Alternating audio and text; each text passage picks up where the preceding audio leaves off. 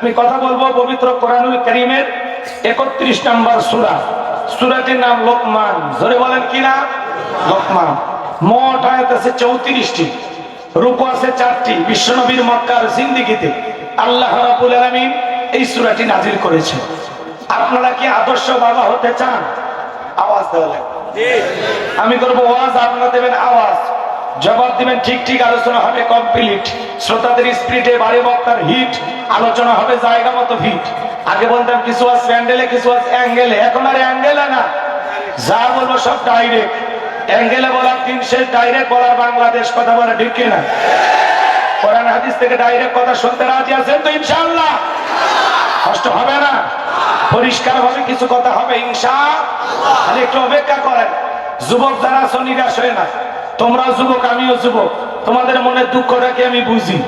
তোমাদের জন্য স্পেশাল কিছু আলোচনা মাথার মেমোরিতে সেভ করা আছে, সময় মতো ডাউনলোড দিয়ে শোনায় দেবো ইনশাআল্লাহ। মা বোনদের জন্য আজ হবে, বিশেষ করে যে সমস্ত মা বোনেরা আঁকা বাঁকা পথে চলেন, স্বামী টাইমই দিবার চায় না। আজকে ওয়াজের মাধ্যমে সেই সমস্ত মা বোনদেরকে সোজা রাস্তা দেখানো হবে। কথা কোন ঠিক কিনা? কি যারা রাজি আছেন তো ইনশাআল্লাহ? তাহলে সূরার নাম আওয়াজ দেওয়া লাগবে। সূরার নাম আর জোরে, জোর হলো না, উঠেই যাবে। একটু মিছিল করার অভ্যাস করেন। 16 বছরে মিছিল করতে পারেননি, সামনে 16 বছরে কাজ আদায় করা লাগবে। কথা বলেন ঠিক কিনা?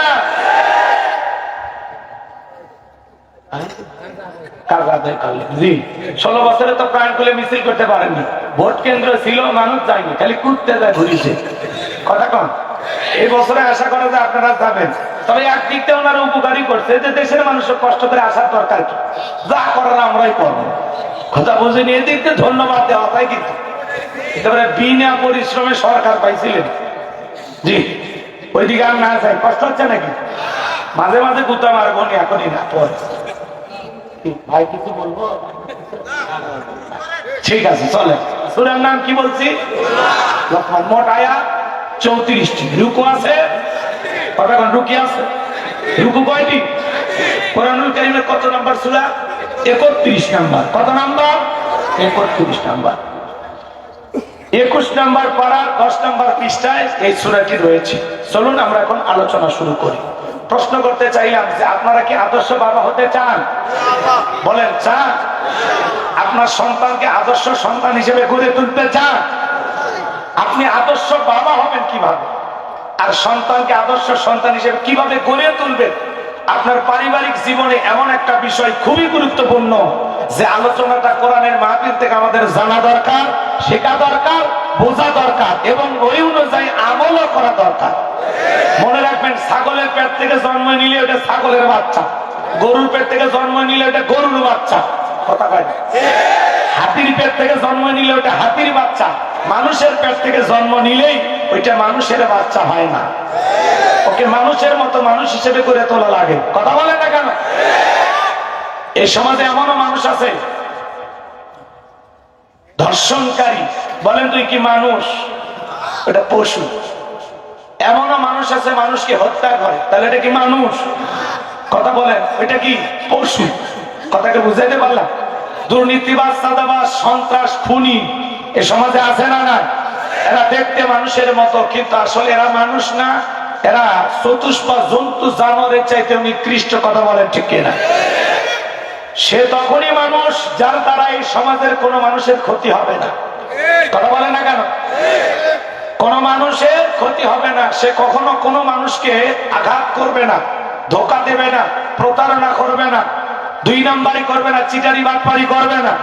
কিন্তু যারা খাদ্যে ভেজাল দেয়, ওজনে কম দেয়, খাবারে ফরমালিন যুক্ত বিষ মিশায়, দুধে পানি মিশায়, জমির আল ঢালে, প্রতারণা করে, ধোকা দেয়, আতম ব্যাপারী সাইদা বিদেশে যাওয়ার নাম করে হাজার হাজার লক্ষ লক্ষ টাকা হাতিয়ে নেয়, এরকম আছে না?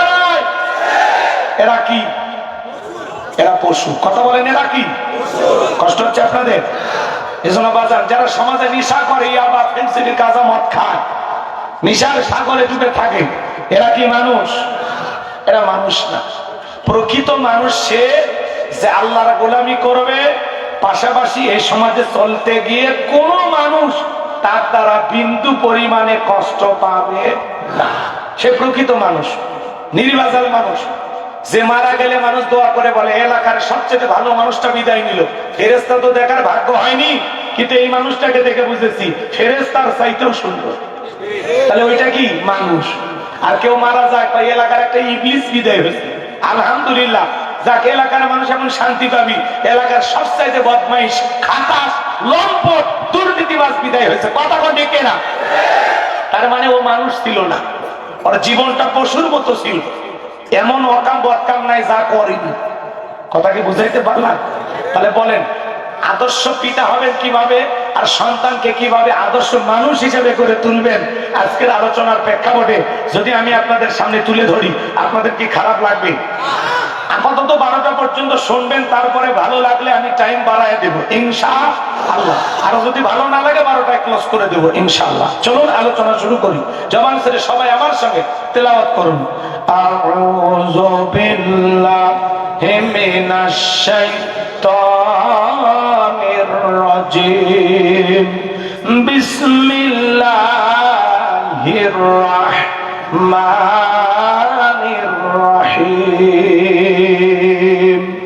বিতাড়িত মোর্তার শয়তানের কাছ থেকে আল্লাহ পাকের কাছে আশ্রয় প্রার্থনা চাচ্ছি। পরম করুণাময় দয়ালু আল্লাহ তাআলা নামে শুরু করছি। এই লোকমানে হাকিম কোন নবী ছিলেন না, রাসূল ছিলেন না, ছিলেন একজন জ্ঞানী ব্যক্তি।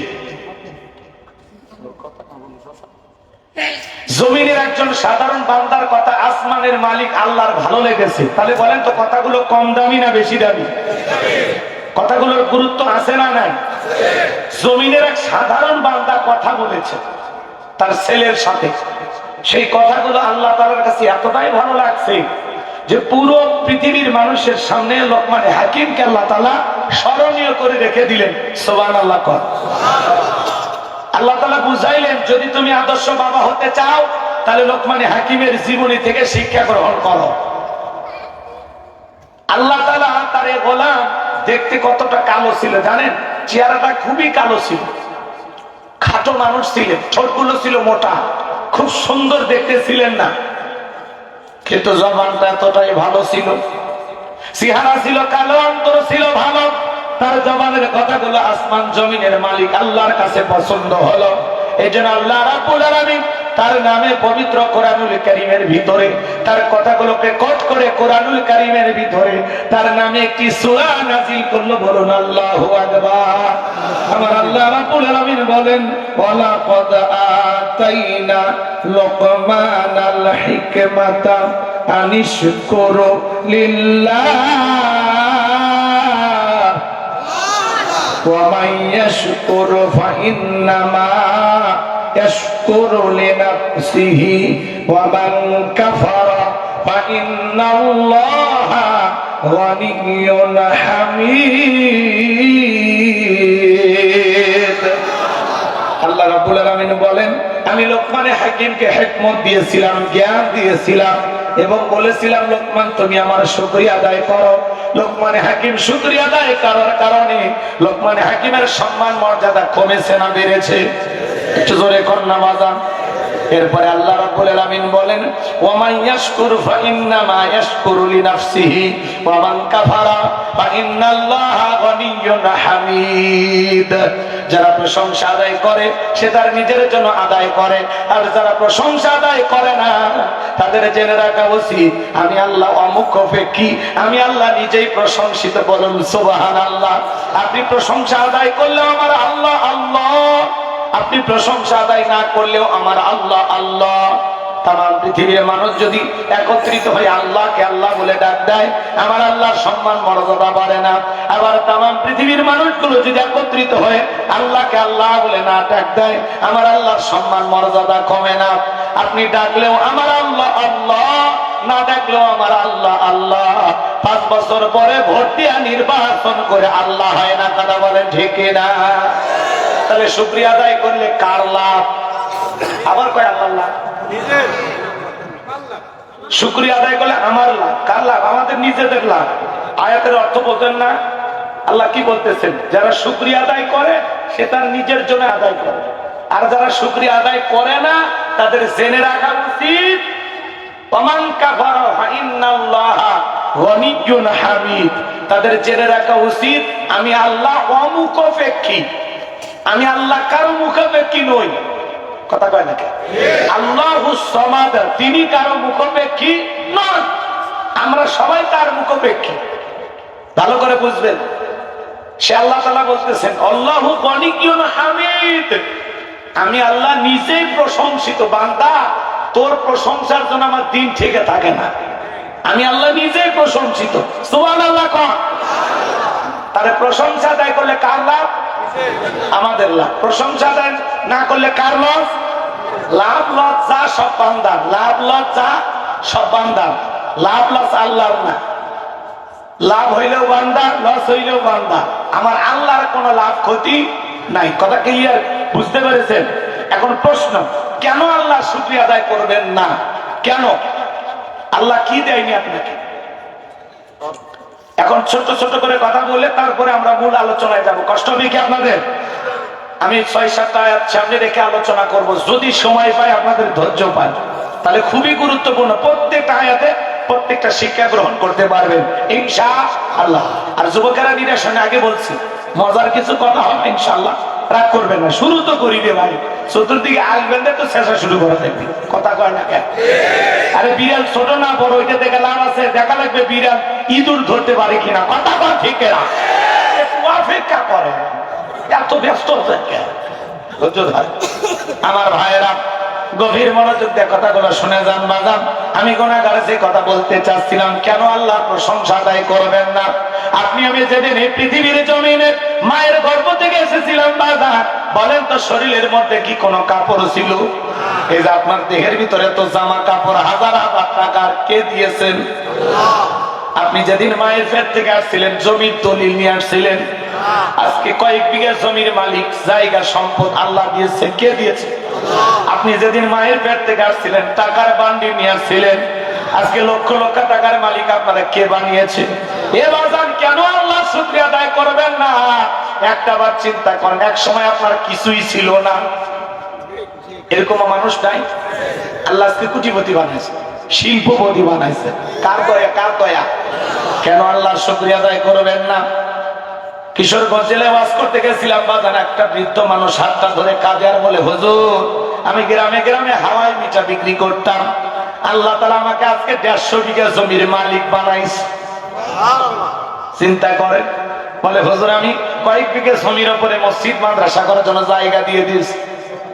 তাহলে চিন্তা করেন বাজান, একটা হাওয়াই মিঠা বিক্রি করে সেই মানুষটারে শত শত বিঘার জমির মালিক বানিয়েছেন, তিনি কে?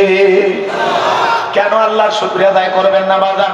আপনি রিক্সা চালান, ভ্যান চালান, আলহামদুলিল্লাহ। ছোটখাটো একটা দোকান সুজানগরে আছে, আলহামদুলিল্লাহ। আপনার বাসস্থান আছে, ঘর বাড়ি আছে, আলহামদুলিল্লাহ। মাঠে ময়দানে কাজ করেন, আলহামদুলিল্লাহ। এই যে পা দিয়ে হেঁটে হেঁটে মাহফিলে আসতে পেরেছেন, এটা আল্লাহর সবচেয়ে বড় দয়া, অনুগ্রহ। কথা বলেন ঠিক কিনা? কত মানুষ এই মুহূর্তে হাসপাতালের বেডে শুয়ে কাতরাইতেছে, অসুস্থ মানুষ। কত মানুষ বাড়ির বিছানায় কাতরাইতেছে, ওঠারও শক্তি নাই। আল্লাহ তাআলা আপনাকে সুস্থ রেখেছেন, ভালো রেখেছেন। আপনার পা থেকে মাথা পর্যন্ত কোটি কোটি টাকার নিয়ামত আল্লাহ তাআলা দান করেছেন। পৃথিবীর কোন দোকানে একটা আঙ্গুল কিনতে পাবেন না। কথা বলেন না কেন? এ বাজার, পারস্যের কবি শেখ সাদি রহমতুল্লাহ আলাইহি পায়ের মধ্যে এক জোড়া স্যান্ডেল নাই, মনটা বড় খারাপ। ডেকে বলে, আল্লাহ, আমি এত বড় কবি আর আমার পায়ে এক জোড়া জুতো নাই। পথ চলতে চলতে তাকায় দেখেন আল্লাহর এমন একজন বান্দা বসে আছে যার দুটো পা নাই। চোখের পানি ছেড়ে দিয়ে কাঁদলেন আর সিজদায় লুটিয়ে পড়ে ডেকে বলেন, আল্লাহ, পায়ে জুতা নাই, মন খারাপ করেছি, কিন্তু এই জমিনে তোমার এমন বান্দা আছে যার দুটো পাই নাই, তার চাইতে আমারে ভালো রাখছো। এই জন্য বাজার, কেন আল্লাহ শুকরিয়া আদায় করবেন না? এত সুন্দর দুইটা পা দিয়েছেন কে? আল্লাহ চাইলে দুইটা পা ল্যাংড়া করে দিতে পারতেন, দুইটা হাত লুলা করে দিতে পারতেন, আল্লাহ প্রতিবন্ধী বানায় পাঠাইতে পারতেন। মুখ ছিল, খাইতে পারতেন, কথা বলার শক্তি ছিল না। এই যে কথা বলতেছেন, কথা বলার শক্তি দিয়েছেন কে? আর রহমান আল্লামাল কোরআন খলাকাল ইনসান আল্লামাহুল বায়ান। বান্দাকে সৃষ্টি করেছেন যিনি, কথা বলার শক্তিও দিয়েছেন তিনি। কথা বলা ঠিক কিনা? কুড়িগ্রামে একবার অস্ত্র গেছিলাম বাজান, একসাথে খাওয়া দাওয়া করতেছিলাম। অন্ধ হাফেজ সাহেব আমার আগে আলোচনা করেছেন। হঠাৎ করে বিদ্যুৎ চলে গেল, আমি বললাম ভাই তাড়াতাড়ি আলোর ব্যবস্থা করেন, প্লেটে অনেক খাবার আছে, সমস্যা হতে পারে। অন্ধ হাফেজ সাহেব হাতটা চেপে ধরে বলে, হুজুর 52 বছর হয়ে গেল হুজুর, আমার চোখে কোনো আলো নাই। ও হুজুর, আমার মা দেখতে কেমন আমি জানি না, আমার বাবাটা দেখতে কেমন জানি না, বড় হয়েছি বিয়ে করেছি, আমার স্ত্রী দেখতে কেমন ফর্সা না কালা আমি জানি না। ও হুজুর, আল্লাহ অনেকগুলো সন্তান দিয়েছে, ছেলেগুলো দেখতে কেমন আমি জানি না, মেয়েটা দেখতে কেমন আমি জানি না, যে মা বাবা জন্ম দিয়েছে তারা দেখতে কেমন আমি জানি না। ও হুজুর, আমার চেহারাটা দেখতে কেমন আমি জানি না, আল্লাহর আসমান দেখতে কেমন জানি না, জমিনটা দেখতে কেমন আমি জানি না, তবু আমার মালিক আল্লাহর উপরে আমার কোনো রাগ নাই, ক্ষোভ নাই, আমি মন খারাপ করি নাই। আমার আল্লাহর কাছে এতটুকু চাওয়া, যেদিন কিয়ামতের ময়দানে আল্লাহ তাআলা আমার চোখের আলো ফেরা দেবে, ওই দিন চোখের আলো পাইয়া সর্বপ্রথম যেন আমি আমার চোখ দিয়ে আমার মালিক আল্লাহকে দেখতে পাই। একটু জোরে কর না সুবহানাল্লাহ। একটা অন্ধ ব্যক্তির সান্ত্বনাটা কোথায়? ওই অন্ধ মানুষ কোরআনের হাফেজ হয়ে গেল, আর আপনার চোখের আলো থাকার পরে দেখেও পড়তে পারেন না, কপাল পোড়া হতভাগা আছে না নাই? কেন আল্লাহর শুকরিয়া আদায় করবেন না? কত মানুষ রেল স্টেশনে শুয়ে থাকে মাথার তলে ইট দিয়া, আপনার একটা ঘুমানোর খাট আছে, বালিশ আছে, কথা বলা লাগবে ভাই, কি আছে না আছে না? আরে ভাই, কত মানুষ যাযাবর কাগজের তৈরি করা ঘর বাড়ি বানায় ঘুমায়, তার চাইতে কি আপনি ভালো নাই? কত মানুষ এই পৃথিবীর জমিনের চোখের সামনে তাকা দেখেন, মানুষের দাঁড়ে দাঁড়ে ভিক্ষা করে, আল্লাহ চাইলে ওই ভিক্ষুক আপনাকে আমাকে বানাইতে পারতেন, কথা বলেন ঠিক কিনা? কত মানুষ দুই হাতে তালি দিয়ে টাকা চায়, আল্লাহ চাইলে ওই মানুষটা আপনাকে আমাকে বানাইতে পারতেন। আল্লাহ নারী বানাইছেন, পুরুষও বানাইছেন, আল্লাহ চাইলে পুরুষ না বানায়া আপনাকে আমাকে হিজড়াও বানাইতে পারতেন, কথা বলেন ঠিক কিনা? কি একবার ভাবতেন? একবার ভাবেন? রাগ করতেছেন না? আল্লাহর কেন শুকরিয়া আদায় করবেন না? আল্লাহ কি দেয়নি আপনাকে বলেন? এই যে হাত দিয়ে তুলে খাইতেছেন, এটা কার নিয়ামত? কি পৃথিবীতে এমন মানুষ নাই দুইটা হাত আছে মুখ দিয়ে তুলে খাইতে পারে না? আছে না? পা দিয়ে তুলে খাই, দেখছেন না? ওই ভিডিও দেখছেন না? আল্লাহ চাইলে ওই মানুষটা আপনাকে বানাইতে পারতো না? আল্লাহ এত সুন্দর করে বানাচ্ছে। পৃথিবীর কোন দোকানে একটা চোখ পাবেন? পাওয়া যাবে? বাজার ওই যে কথায় আছে, দাঁত থাকতে দাঁতের মর্যাদা বোঝে না। আল্লাহ সুস্থ রাখতে তো মনে করছে কি হয়, কিন্তু এই সুস্থতা যে আল্লাহ কত বড় নিয়ামত আপনি কেমনে বুঝবেন? যখন অসুস্থ হবে তখন পথে আর আল্লাহ আল্লাহ এই রোগগুলো আমাকে দিল, আল্লাহ কথা কয় না, কথা কয় না? তখন পথে আর আল্লাহ ডাকে, পথে আর আল্লাহ ডাকে। আর যখন একটু সুস্থ হয়ে যায় এমন ভাব ভূত নিয়ে চলাফেরা করে, মনে হয় জীবনে কোন রোগ তারে স্পর্শই করেনি, কথা বলে ঠিক না? তাহলে বলেন, আপনাকে আল্লাহ যতটুকু দিয়েছেন নিজের অবস্থানে থেকে শুকরিয়া আদায় করা দরকার আছে না?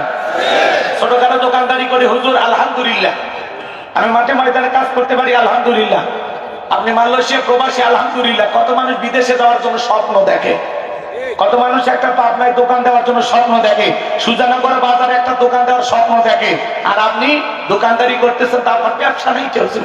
আরে বেটা, লাভ লস নিয়েই তো ব্যবসা, কথা বল। এই ব্যবসা তোমার অনেক কিছু দিছে, দেয়নি? একটু চিন্তা ভাবনা করা দরকার আছে না নাই? বলেন, আমরা আমাদের জায়গা থেকে একটু চিন্তা ভাবনা করা দরকার আছে না নাই? তাহলে সুখে থেকে আর দুঃখে থেকে প্রশংসা হবে কার? আপনারা সবাই কেমন আছেন? আলহামদুলিল্লাহ। এক কথা আলহামদুলিল্লাহ বলা লাগবে। অনেকে জিজ্ঞাসা, ভাই কেমন আছেন? ভাই গরিবের থাকা না থাকা বলেন, এই জামানায় ভাই বেঁচে আছি কোনো মতে। ভাই আমাদের খবর কে লাই? ভাই আমরা আছি গো, মানে এমন একটা ভাব ভূত নিয়ে চলাফেরা আছে না নাই? ভাই এরকম লোক আছে না নাই? মনে করেন 7 মাথা 3 মাথা, সুজানগর পাবনা আট ঘুরিয়ে আতাই গোলা সব ঘুরে আসে, তারপরে বলে আলহামদুলিল্লাহ। ভাই কেমন আছে? ডাইরেক্ট প্রথম কথা হলো আলহামদুলিল্লাহ। আর আপনি গরিবের থাকা না থাকা দিনকাল যাচ্ছে, এটার কথা সাইজ। আগে ভণ্ড বানান, আরে ভণ্ড না, অকৃতজ্ঞ, কথা কয় না? ইন্নাল ইনসানা লিরাব্বিহি লাকানুদ। আল্লাহ বলেন মানুষ বড়ই অকৃতজ্ঞ। আল্লাহ এত নিয়ামত দিয়েছে, এত ভালো রাখছে, তারপরে আল্লাহ শুকরিয়া আদায় করে না। মুসা আলাইহিস সালামের নাম শুনছেন? তার পয়গাম্বরের এক উম্মত বলতেছে, ও নবী কই যান? আল্লাহর সাথে কথা বলার জন্য। একটু বলবেন আল্লাহ আমার এত নিয়ামত দিচ্ছে, এত সম্পদ দিচ্ছে, আল্লাহর কাছে বলবেন যে কোন আমলে সম্পদ কমে যায়, কি আমল করলে সম্পদ কমবে। মুসা আলাইহিস সালাম এক পর্যায়ে আল্লাহর সাথে কথা বলতে বলতে আল্লাহকে বলেন, আল্লাহ আমার এক উম্মত জানতে চায় কোন আমলে সম্পদ কমে যাবে। আল্লাহ দেখে বলে, পয়গম্বর তুমি তোমার উম্মতকে জানায় দাও, সে যেন কম কম করে আমার শুকরিয়া আদায় করে। নবী মুসা আলাইহিস সালাম চলে যাচ্ছেন, আবারও সেই উম্মতের সাথে দেখা, দেখে বলে, পয়গম্বর আল্লাহকে কি জিজ্ঞাসা করেছিলেন কোন আমলে সম্পদ কমে যাবে? মুসা আলাইহিস সালাম দেখে বলেন, হ্যাঁ আমার আল্লাহ জানিয়ে দিয়েছেন আপনি একটু আল্লাহর কম কম শুকরিয়া আদায় করবেন। উম্মত ডেকে বলে, পয়গম্বর এটা নবী মানুষের কথা, আল্লাহ এত নিয়ামত দিয়েছে, এত সম্পদ দিয়েছে, আমি কেন সে আল্লাহর শুকরিয়া আদায় করব না? কম কম না, আজ থেকে আমি আরো বেশি বেশি করে আল্লাহর শুকরিয়া আদায় করব। আল্লাহর সেই বান্দা যখন আল্লাহর বেশি বেশি শুকরিয়া আদায় করলেন, আল্লাহ তার সম্পদকে আরো দ্বিগুণ বাড়ায়া দিলেন। বলেন সুবহানাল্লাহ। এজন্য আমার আল্লাহ বলেন, লা ইন শাকারতুম লা আযীদান্নাকুম ওয়া লা ইন কাফারতুম ইন্না আযাবি লাশাদীদ। সূরা ইউনূসের ভিতর আল্লাহ পাক জানিয়ে দিলেন, যারা নিয়ামত পাওয়ার পরে শুকরিয়া আদায় করে আল্লাহ তাদের নিয়ামতগুলোকে বাড়ায় দেন, আর যারা নিয়ামত শুকরিয়া আদায় করে না, না শুকরিয়া আদায় করে অকৃতজ্ঞ হয়, আল্লাহ তাদের নিয়ামতগুলোকে ছিনায় নেয়। তাদের জন্য রয়েছে কঠোর আযাব, শাস্তির ব্যবস্থা। চিৎকার মেরে বলুন নাউযুবিল্লাহ। তাহলে সুখে থাকি আর সুখে থাকি, খেয়ে থাকি আর না খেয়ে থাকি, সব সময় প্রশংসা হবে একমাত্র কার? তাহলে আপনারা সবাই কেমন আছেন? আলহামদুলিল্লাহ, কোনো কথা নাই। কি সমস্যা সেটা মানুষের কাছে ওই গল্প করে লাভ আছে? হ্যাঁ, আপনি কেমন আছেন? আলহামদুলিল্লাহ। আমার জাগিরদার হিফজখানা মাদ্রাসায় তার বাড়িতে খাওয়া দাওয়া করে পড়াশোনা করছিল, ওনাকে ফোন দিলে এখনো, বাবাজি কেমন আছেন? আলহামদুলিল্লাহ। সালাম কালাম হয়, কোন সমস্যা? সমস্যা থাকলে তোমারই বলবো। কেন? সমস্যা দিবেন যিনি, সমাধানও করবেন তিনি। কি একটা বিশ্বাস! এই জন্য আপনার সমস্যার কথা মানুষকে বলে লাভ নাই। আপনার যদি একটা সেরা স্যান্ডেলের ফিতাও লাগে, এটা আল্লাহর কাছে চাইবেন। কার কাছে চাইবেন বলেন?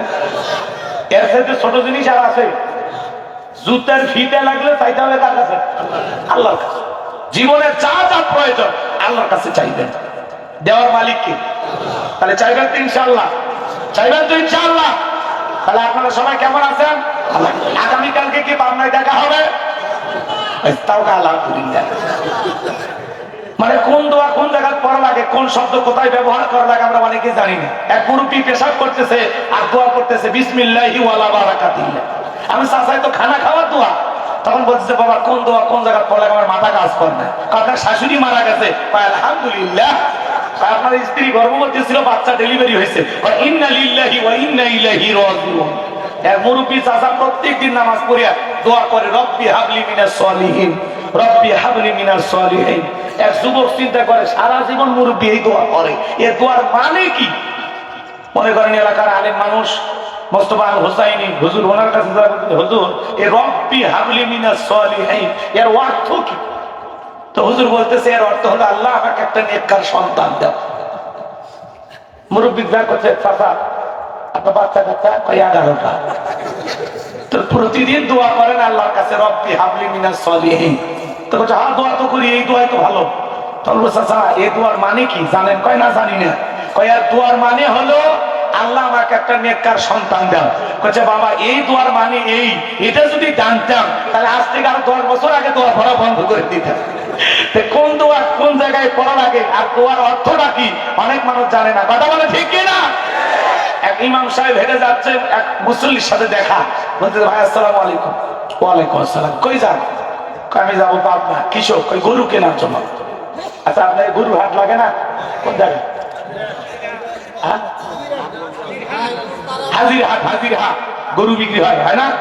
তো মনে করেন বলতেছে ভাই তাহলে বলেন ইনশাল্লাহ। বলছে এই জন্য তো হুজুরি করে দেখতে মন চায় না। হাতত আছে গরু, পকেটে আছে টাকা, তো মাঝখানে ইনশাল্লাহ কেন? তখন হুজুর আর কি করবে? আর কোনো কথা আছে? বাস বেচারা হাতত গেছে, গরু পছন্দ হয়েছে, এবার টাকা দেওয়ার জন্য পকেটে হাত দেয়, পকেট খেলি লম্বা হয়। লক্ষণ ভালো না খারাপ? হ্যাঁ, ছিনতাইকারী সময় মতো পকেটটা চুরি করে টাকা নিয়ে নিয়েছে। ওদের না টাকা টাকাতি হয়ে গেছে। এইবার বেচারা আসরে নামাজের পর আবার ইমামের সাথে দেখা, বলতে ভাই গরু কোথায়? ইনশাল্লাহ টাকা চুরি হয়ে গেছে, ইনশাল্লাহ গরু কিনা হয়নি, ইনশাল্লাহ বাড়ির দিকে যাচ্ছি, হুজুর বাসা থাকলে আমারও দেখা হবে ইনশাল্লাহ। সেই ইনশাল্লাহ বললোই সালান পাতি হারানোর পরে কথা বলে ঠিক না। মুসলমান যে কোনো কাজ ভবিষ্যৎ প্রতিশ্রুতি, ভাই কাল দেখা হবে ইনশাল্লাহ। ভাই আপনার সাথে একটু দেনা পাওনার বিষয় ছিল, একটু টাকাটা দেন। আরে ভাই ইনশাল্লাহ আগামী শনিবার দিয়ে দেবো ইনশাল্লাহ। ইনশাল্লাহ বলবেন, আপনার এই কাজটাকে আল্লাহ সহজ করে দেবেন। কথা কি বুঝাইতে পারলাম? আপনি ভবিষ্যতের জন্য যে কোনো কাজের ওয়াদা করবেন, তাই বলে বলে না ইনশাল্লাহ ঈদের সিনেমা দেখতে দেবেন, এরকম ওয়াদা না, ভণ্ডামি। কথা কন আছে না নাই? ইনশাল্লাহ আগামীকাল দেখা হবে। যে কোনো ভবিষ্যতের ওয়াদার ব্যাপারে ইনশাল্লাহ বলবেন। স্ত্রীর সাথে কথা বলতেছেন, যদি বলে অমুকের মা আমার এক জোড়া কানের দুল কিনিয়ে দিবা না, ইনশাল্লাহ চেষ্টা করবো, মা একটু অপেক্ষা কর, সবসময় ইনশাল্লাহ বলবেন। দেখবেন আল্লাহ চাইলে এই গহনার টাকা রেডি হয়ে যাবে। কথা বলেন না কেন?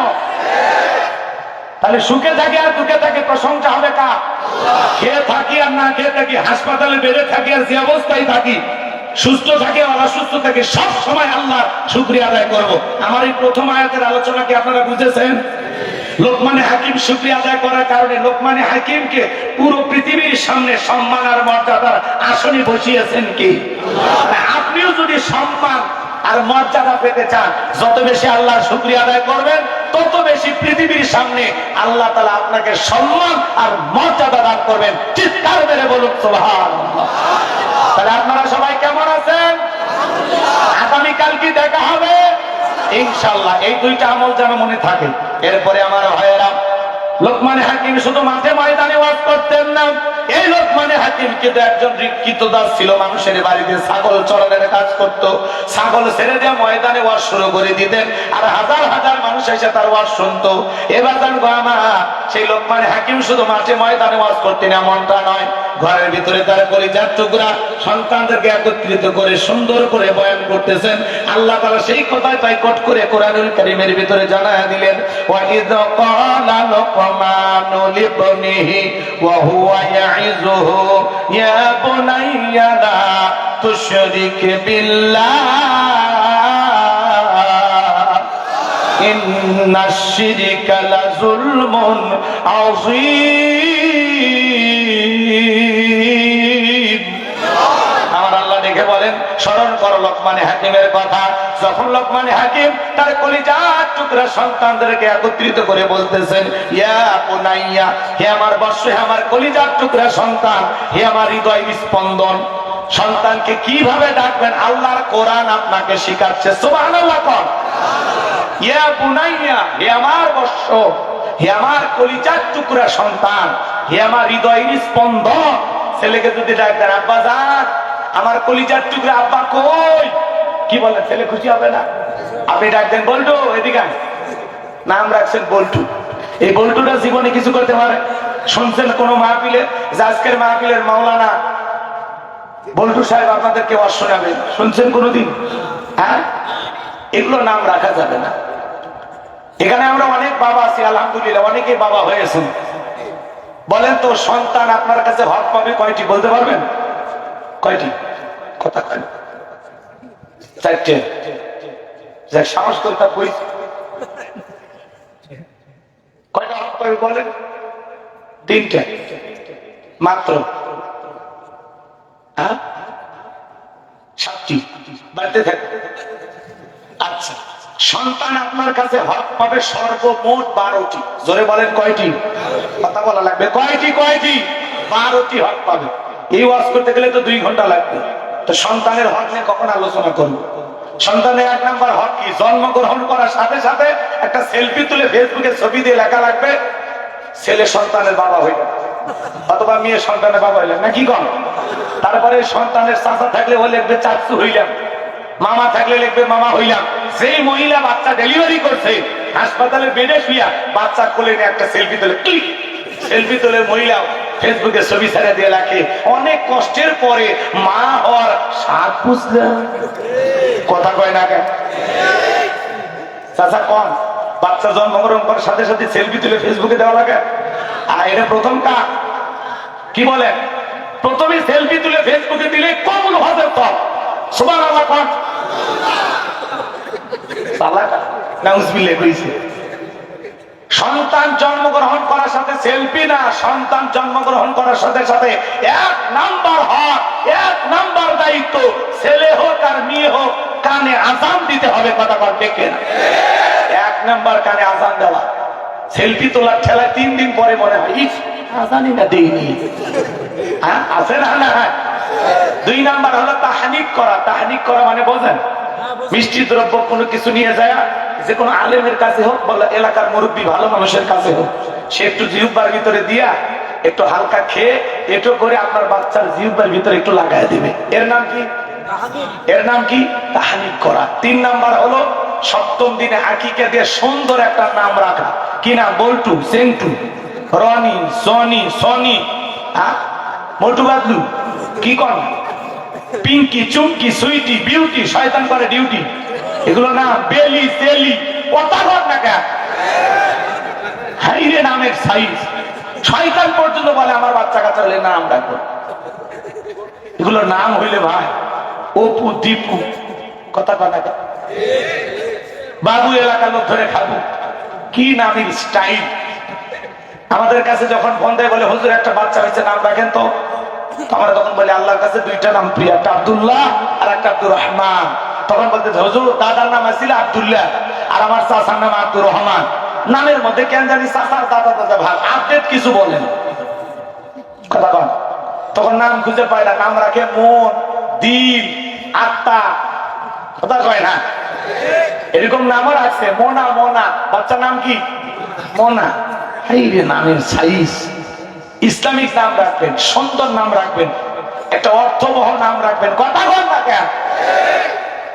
খালি ওয়াজ শুনলে হবে না, আগেকার মুরব্বির দিকে তাকান।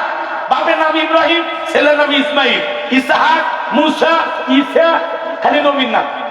কারো বাড়িতে যা দেখেন আবু বকর, ওসমান, আলী, উমর, কথা বল না কেন? এই যে আমার ভাই মারা গেল ওসমান হাদি, শুনছেন? ওনার বড় ভাইয়ের নাম আবু বকর, তার ছোটটার নাম কি নাম? ওমর, তারপরে নামই হলো ওসমান। কথা কন না কেন? এগুলো নাম রাখবেন, নিয়ত করবেন যে আল্লাহ যদি 4টে বেটা দেয় 4 খলিফার নাম রেখে দেন। কি হচ্ছে? ইংল্যান্ডের সবচাইতে জনপ্রিয় নাম হলো মুহাম্মদ। তারা ছেলে সন্তান হইলেই বাচ্চাদের নাম রাখে কি? মুহাম্মদ। আল্লাহর কাছে 2টা নাম প্রিয়, একটা আব্দুল্লাহ আর একটা আব্দুর রহমান। এগুলো নাম আপনারা রাখবেন। যেই নামে আল্লাহ খুশি সেই নাম রাখার দরকার আছে না নাই? জোরে বলেন দরকার আছে না না? আল্লাহ আমাদের হেদায়েত দান করে। 4 নাম্বার সন্তানকে দ্বীনি ইলম শিক্ষা দেওয়া। কথা কয় না? কি শিক্ষা দেবেন? দ্বীনি ইলম, কোরআন সুন্নাহর জ্ঞান শিক্ষা দেবেন। মানুষের মতো মানুষ বানাবেন। লম্বা হবে আমি লম্বা করব না বাজান। লোকমান হাকিম তার কলিজার টুকরা সন্তানকে ডেকে বলতেছেন, ইয়া বুনাইয়া, হে আমার বৎস, আমার কলিজার টুকরা সন্তান, লা তুশরিক বিল্লাহ, আল্লাহর সাথে কখনো কাউকে শরীক করা যাবে না। ইন্না শিরিকা লা যুলমুন আযীম, এই শিরিক হলো সবচেয়ে বড় জুলুম, সবচেয়ে বড় অপরাধ। সব পাপের বড় পাপ নাম হলো শিরিক। একটা ছেলে ডেকে বলে, আব্বা আমার দিয়ে ওয়াজ নসিহত হবে না, ইমামতি হবে না। আপনারা বলেন তো বাজান, আলেমের বেটা সবাই কি আলেম হয়? কথা বলেন। হাজির বেটা সবাই হাজির হয়, হাজির বেটাও বাজি হয়, আলেমের বেটাও জালেম হয়, ডাক্তারের বেটাও ডাকাত হয়। কথা কন ঠিক কিনা?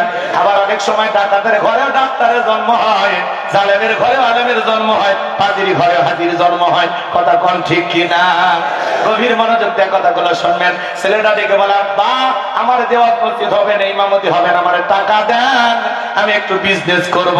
লোকমান হাকিম ডেকে বলে, ছেলে রে, তোমার যে টাকা দিব এত টাকা তো আমার কাছে নাই। ডেকে বলে, আব্বা দেওয়াই লাগবে।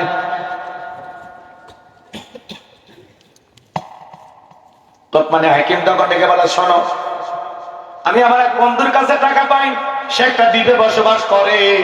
এই বিশাল রাস্তা পাড়ি দিতে গেলে তোমার জীবনে অনেক হুমকি আসতে পারে, অনেক সমস্যা হতে পারে, বিপদ হতে পারে। আমি বাবা হয়ে ছেলেকে বিপদে ফেলতে পারবো না। লোকমান হাকিমের ছেলে বড় নাফরমানদা, দেখে বলে, আপনার যত বড়ই বিপদ হোক আপনি শুধু আমাকে দোয়া করেন আর রাস্তার ঠিকানাটা আমাকে একটু বলে দেন। লোকমান হাকিম ডেকে বলে, সন্তান বাড়ি থেকে যখন বের হয়ে যাইবা 2 রাকাত সালাতুল হাজুদের নামাজ আদায় করবা। এরপরে পথ চলতে চলতে দেখা দেখবা বিশাল মরুভূমি রাস্তা পাড়ি দিতে গিয়া ক্লান্ত হয়ে দেখবে একটা জঙ্গল দেখা যায়, ওই জঙ্গল থেকে ঝর্ণার পানি পড়তেছে। বাবা সেখান থেকে প্রয়োজন মোতাবেক পানি পান করবা, সামনের দিকে পঞ্চল দিকে পিছনে তাকায় দেখবা, আর জঙ্গলটা দেখা যায় না, ভয় পাইবা না, সামনে রওনা করবা। বাবা সব বলে দিল। পথের মধ্যে আস্তে আস্তে চলতেছে, আর বাবার কথাগুলো মিলে যাইতেছে। চলতে গিয়ে দেখলেন একটা বিশাল বড় গাছ। বাবা বলেছে গাছের আশ্রয় নিলে বিপদ হবে, কিন্তু গাছের করে একটা মুরব্বী বৈশা আছে, দিকে বলে বাবা এদিকে আসো। বলে না, আশ্রয় নেওয়া যাবে না, গাছের আশ্রয় নিলে বিপদ হতে পারে। বলে ভয় পাওয়ার কোনো কারণ নাই। তোমার কি বাবা বলে নাই চলতি পথে একটা মুরব্বীর সাথে যদি দেখা হয়, মুরব্বী যা বলবে তুমি তাই শুনবা? বলে হ্যাঁ বলেছে। ভয় পাওয়ার কোনো কারণ নাই, তাহলে তুমি আমার কাছে চলে আসো। এইবার লোকমান হাকিমের ছেলেটা যখন চলে গেল, বাজান গো আমার ক্লান্ত শরীর, গাছের আশ্রয় নেওয়া মাত্রই ঘুম চলে আসলো। আর বাজান গো আমার ঘুমের মধ্যে যখন চলে গেল, ওই গাছের গোড়া থেকে একটা বিষাক্ত সাপ বের হয়ে লোকমান হাকিমের সন্তানটাকে সবল মারলো। মুরব্বী তাকা দেখে সত্যি তো ছেলেটার বড় বিপদ হয়ে গেল, সাপে কেটে ফেলে দিল। এইবার কি করা যায়? মুরব্বী সাপটাকে ধরলেন, লোকমান হাকিমের সন্তানটাকে বিষ মুক্ত করলেন। এইবার ধারালো একটা অস্ত্র দিয়া ওই সাপটাকে দুইটা টুকরো করে পিছনের অংশ ফেলাইয়া দিয়া মাথার অংশটা লোকমান হাকিমের সন্তানের ব্যাগের ভিতরে রেখে দিলেন। ঘুম থেকে যখন জাগ্রত হয়েছে দেখে বলে বাবা সত্যি তোমার বড় বিপদ হয়েছিল, বিষাক্ত সাপ একটা তোমার সবল মেরেছিল, তাই নাকি? বলে হ্যাঁ। এইবার লোকমান হাকিমের সন্তান 2 রাকাত সালাতুল হাজতের নামাজ আদায় করে বলে মুরব্বী ওই জনবসতিত এলাকায় গিয়ে বাবার পরিচয় দিলে ওরা আমাকে সেই রাস্তা দেখায় দিবে, সেই দ্বীপের রাস্তা। তখন বলতেছে ঠিক আছে বাবা চলো, আমি যদি তোমার সঙ্গী হই তোমার কি কোনো আপত্তি আছে? বলে না, আমার কোনো আপত্তি নাই। ওই জনবসতি এলাকায় যায় যখন পরিচয় দিলেন আমি লোকমান হাকিমের সন্তান, সবাই আদর করতে লাগলেন, ভালোবাসা দিতে লাগলেন, এত আদর যত্ন করতে লাগলেন। বাজান বলে তো আপনাদের এলাকায় যদি বাংলাদেশের সবচেয়ে বড় বক্তা কোরআনের শ্রেষ্ঠ মুফাসসির আল্লামা সাইদি হুজুরের ছেলে যদি পাটনা সুজানগরে আসে ভালোবাসা দেবেন কিনা বলেন? আদর মহব্বত করবেন কিনা বলেন? বলেন। ডক্টর মিজানুর রহমান হাজারী ভাই তার ছেলে যদি আপনাদের এলাকায় আসে মহব্বত করবেন কিনা বলেন? আল্লামা মামুনুল হক তার ছেলে আসলে ভালোবাসা দেবেন কিনা বলেন? আমার হিসাবে বাদই দিলাম, আমার হিসাব বাদই দিলাম। কষ্ট হচ্ছে আপনাদের? তাহলে বলেন ওই যে ওই ছেলেদেরকে মহব্বত করবেন কার সম্মানের কারণে? বাবার সম্মানের কারণে। কথা বোঝেন? তো লোকমান হাকিমের ছেলেকে সবাই আদর আর ভালোবাসা দিতে লাগলো কেন? বাবার পরিচয়ের কারণে। কথা কি বুঝতে পেরেছেন? সবাই কেউ বাড়িতে থাকার জায়গা দাও, কে খাইতে দেয়, অস্থির হয়ে গেছে লোকজন, কে কি খাওয়াবে ঠিক নাই। তো একটা মানুষ হঠাৎ করে বলতেছে বাবা এলাকায় একটা সুন্দরী মেয়ে আছে। লোকমান হাকিম আগে বলেছে বাবা ওই এলাকায় গেলে কিন্তু একটা মেয়ে আছে, ওই মেয়েকে কিন্তু বিয়ে করা যাও না, বিয়ে করলে বিপদ হবে। এইবার সবাই বলতেছে বাবা তুমি কি বিয়ে করছো? বলে না বিয়ে করি না। তখন বলতেছে বাবা বিয়ে করো আর না করো একটা পাত্রী আছে, তুমি কি দেখবা? কথা এই যুবক কথা বলছে, কথা বলে এই বিয়ের কথা বলতেছি তোমরা রাগ করছো? ওরা বলতে হুজুর যে শীত পড়ছে একটা বউ নাই, দুঃখটা তো আপনি বুঝতেছেন। দোয়া করে আপনাদের মা বাবাকে আল্লাহ বুঝ দান করুন, এই শীতের দিনে যেন যুবকদের জন্য আল্লাহ একটা বিবাহের ব্যবস্থা করে দেয়। আওয়াজ দেখছে, এইবার খুশি হয়ে গেছে ওরা। যাক হুজুর আমাদের দুঃখ বুঝছে। শোনেন, বিয়ে করতে যাবেন, পাত্রী দেখতে যাবেন কারে নিয়ে? বন্ধুরে নিয়ে। হ্যাঁ, দুলে ভাইকে সাথে নিয়ে যাবেন। গেলে ওরা 2 কিলোমিটার দূরে থাকবেন, আপনার বউ দেখার অধিকার নাই। কথা কয় না কেন? বন্ধু বান্ধব নিয়ে দুলে ভাই নিয়ে পাত্রী দেখতে যায়। ছেলে তুমি কি প্রতিবন্ধী? একা যাওয়ার সাহস নাই? কথা কন। পাত্রী দেখতে হলে খবরদার বন্ধু বান্ধব দুলে ভাই এদেরকে সাথে নিয়ে যাওয়া যাবে না, 14 গোষ্ঠী নিয়ে যাচ্ছে। পাত্রী দেখার নামে 6 বার খা। বাপ মা একবার দেখে আসে, দুলে ভাইকে একবার পাঠায়, ছেলে একবার আসে, বন্ধু বান্ধব আর একবার পায়, একই বাড়ি কয় খাওয়া। কথা কর না কেন? এরকম হয়। শোনেন শোনেন, যুবক পাত্রী দেখতে গেলে 2 জন মহিলাকে নিয়ে যাইবা, একটা মা আর একটা বোন। কথা বল, খবরদার খালা ভাবির সাথে নিবা না, নিলে ভেজাল আছে। মেয়ে দেখতে যতই সুন্দরী হোক, ভাবি চাইবে তার চাইতে কম সুন্দরী যেন ওই বাড়ির বউ হয়। ভাবির চাইতে বেশি সুন্দরী হলে ঝামেলা আছে, ভাবির মর্যাদা কমে যাবে। কথা কর। আর মেয়ে দেখতে যতই সুন্দরী হোক, আপনার খালারে যদি সাথে নেন, খালা বলবে এর সাথে আমার লাভলি ভালো। কারণ বাড়িতে লাভলি রেডি হয়ে আছে, কথা কোন ঠিক কিনা? আর মারে যদি সাথে নেন, মা বলবে আমার একটা সুন্দরী বৌমা চাই, গুণবতী রূপবতী সুন্দরী একটা পুত্রবধূ চাই। বোন চাইবে যে আমার ভাইয়ের একটা চাঁদের মতো ভাবি হোক, কথা কম। এই দুইজন মহিলার মনের মধ্যে কোনো ভেজাল নাই। এজন্য পাত্রী দেখতে গেলে মা অথবা বোনকে সাথে নিয়ে যাওয়া লাগবে, কথা কম। এবার শোনেন, লোকমান হাকিমের ছেলে যখন পাত্রী দেখতে গেছে, মেয়েটা দেখতে এতটাই সুন্দরী বাজান, সেই সময় বিশ্ব সুন্দরী বললে হবে না, এক নজর দেখা মাত্রই লোকমান হাকিমের ছেলে ভালো লেগে গেছে, মনে ধরে গেছে, কথা বোঝেন নাই? এক দেখাতে ভালো লেগে গেছে। তখন মনে মনে ভাবতেছে, বিয়ে যদি করি এই মেয়েকে করব, বউ তো এরকমই চায়। মারহাবা খান, সুন্দরী বউ কে না চায়? কিন্তু সুন্দরী মেয়ের অহংকার বেশি, কথা কন। সুন্দরী মেয়ের দাম্ভিকতা থাকে, অহংকার থাকে। ও জানে যে আমার চামড়া বর্ষা, স্বামীর সাথে টেরিবেরি করে কয় তুই গেলে কি হবি, 10টা লাইনে দাঁড়িয়ে আছে, তুই কি মনে করি পচা জিনিস, কথা কন না কেন? আর মেয়ে যদি কালো হয় আর গুণ আছে, ও চিন্তা করে বাপ মা অনেক কষ্ট করে একটা ভাগ্যে জুটিয়ে দিছে, লাগতে মারুক কোদে মারুক যা করে করুক, এই স্বামী ছাড়া যাবে না বাবা, এটা যদি হারিয়ে যায় আর পাওয়া যাবে না। এই জন্য কালো মেয়ের হাতে রান্নাও ভালো, কথা বলছেন। কালো মেয়ের গুণ আছে, আর বেশি ভরসা, বেশি অহংকার। ওই জানে যে আমি সুন্দরী, এই স্বামী চলে গেলে আর একটা স্বামী ধরার ক্ষমতা আমার আছে, কথা কন। রাগ করতেছেন নাকি? মহিলাদের ওয়াজ করবো একটু পরে পরে, অপেক্ষা করেন বাজান গো আমার। আমি যে কথা বলতে চাচ্ছিলাম, যুবকেরা শুনে নাও, জেনে নাও। লোকমান হাকিমের ছেলের ভালো লেগে গেছে, মেয়েটারে পছন্দ হয়ে গেছে। এইবারে মুরব্বীরা দেখে বলে, বাবা পাত্রী কেমন দেখলা? কয় মাশাআল্লাহ। বিয়ে কি করবা? বলে হ্যাঁ রাজি আছি। তখন বলতেছে, বাবা যেহেতু তুমি লোকমান হাকিমের ছেলে, তোমার কাছে গোপন রাখা লাভ নাই, এই মেয়ের একটা গোপন সমস্যা আছে। এলাকায় পাত্রী দেখতে গেলে আশেপাশে খবর নেন না, ভাই অমুকের মেয়েকে দেখতেছি, মেয়েটা কেমন, চলাফেরা কেমন, চরিত্র কেমন? বলছে অমুকের মেয়ে কয়েকদিন আগে তো 7 দিন কক্সবাজারে থেকে আইফোন নিয়ে আসছে, কথা বোঝেন না? গোপন তত্ত্ব ফাঁস করে দিয়া দেয়। আমার ভাইরা যে কথা বলতে চাচ্ছিলাম, এইবার মুরব্বীরা ডেকে বলে, বাবা এই মেয়েটা এর আগে একবার নয়, 2বার নয়, 10 বার বিয়ে হয়েছে, প্রত্যেকটা স্বামী বাসর ঘরে মারা গেছে, একটা স্বামী বাসর ঘর থেকে জীবিত বের হয় নাই। তোমার সিরিয়াল 11 নাম্বার, এইবার বলো তুমি রাজি আছো না নাই? লোকমান হাকিমের সন্তান মনে ধরে গেছে, কিন্তু এই মেয়েটার 5 বার বিয়ে হয়ে গেছে, প্রত্যেকটা স্বামী বাসর ঘরে মারা গেছে, একটা স্বামীও জীবিত বের হয় নাই। তার ভিতরে কোন সমস্যা আছে কিনা একটু জানার দরকার আছে। লোকমান হাকিমের ছেলের মনে ধরে গেছে, মেয়েটা বিয়ে করতে চাই। পুরো ঘটনা বলবো, আপনারা কি একটু শুনবেন? কার কার হাতে সময় আছে একটা হাত তুলে দেখান। লিল্লাহি তাকবীর, লিল্লাহি তাকবীর। হাত নামান আমার দরদের ভাইয়েরা, গভীর মনোযোগ দিয়ে কথাগুলো শুনবেন। লোকমান হাকিম তার ছেলেদেরকে ডেকে বলতেছেন, ইয়া বুনাইয়া লা তুশরিক বিল্লাহ, হে আমার বাসে আমার কলিজার টুকরা সন্তান, আল্লাহর সাথে কখনো কাউকে শরীক করা যাবে না। ইন্না শিরকা লা যুলমুন আযীম, এই শিরক হলো সবচেয়ে বড় জুলুম, সবচেয়ে বড় অপরাধ। আমাদের সমাজে শিরক আছে না নাই? বড় শিরকগুলোকে শিরকে আকবার বলা হয়, ছোট শিরকগুলোকে শিরকে আসগর বলা হয়। আমাদের সমাজে প্রচলিত অনেক শিরক আছে বাজান। মাজারে সিজদা দেওয়া শিরক, কথা কন। মাজারে সিজদা দেওয়া শিরক, পীরের পায়ে সিজদা দেওয়া শিরক, নেতার পায়ে সিজদা দেওয়া শিরক, কথা কন, কথা কন। আপনি মাজারে সিজদা দিয়ে কি চান? কি চান আপনি? মাজারে বিশ্বাসের ক্ষমতা আছে, আপনাকে কিছু দিতে পারে, কথা বলে। এই জন্য মাজারে কোনো কিছু চাওয়া যাবে না, চাইতে হবে কার কাছে?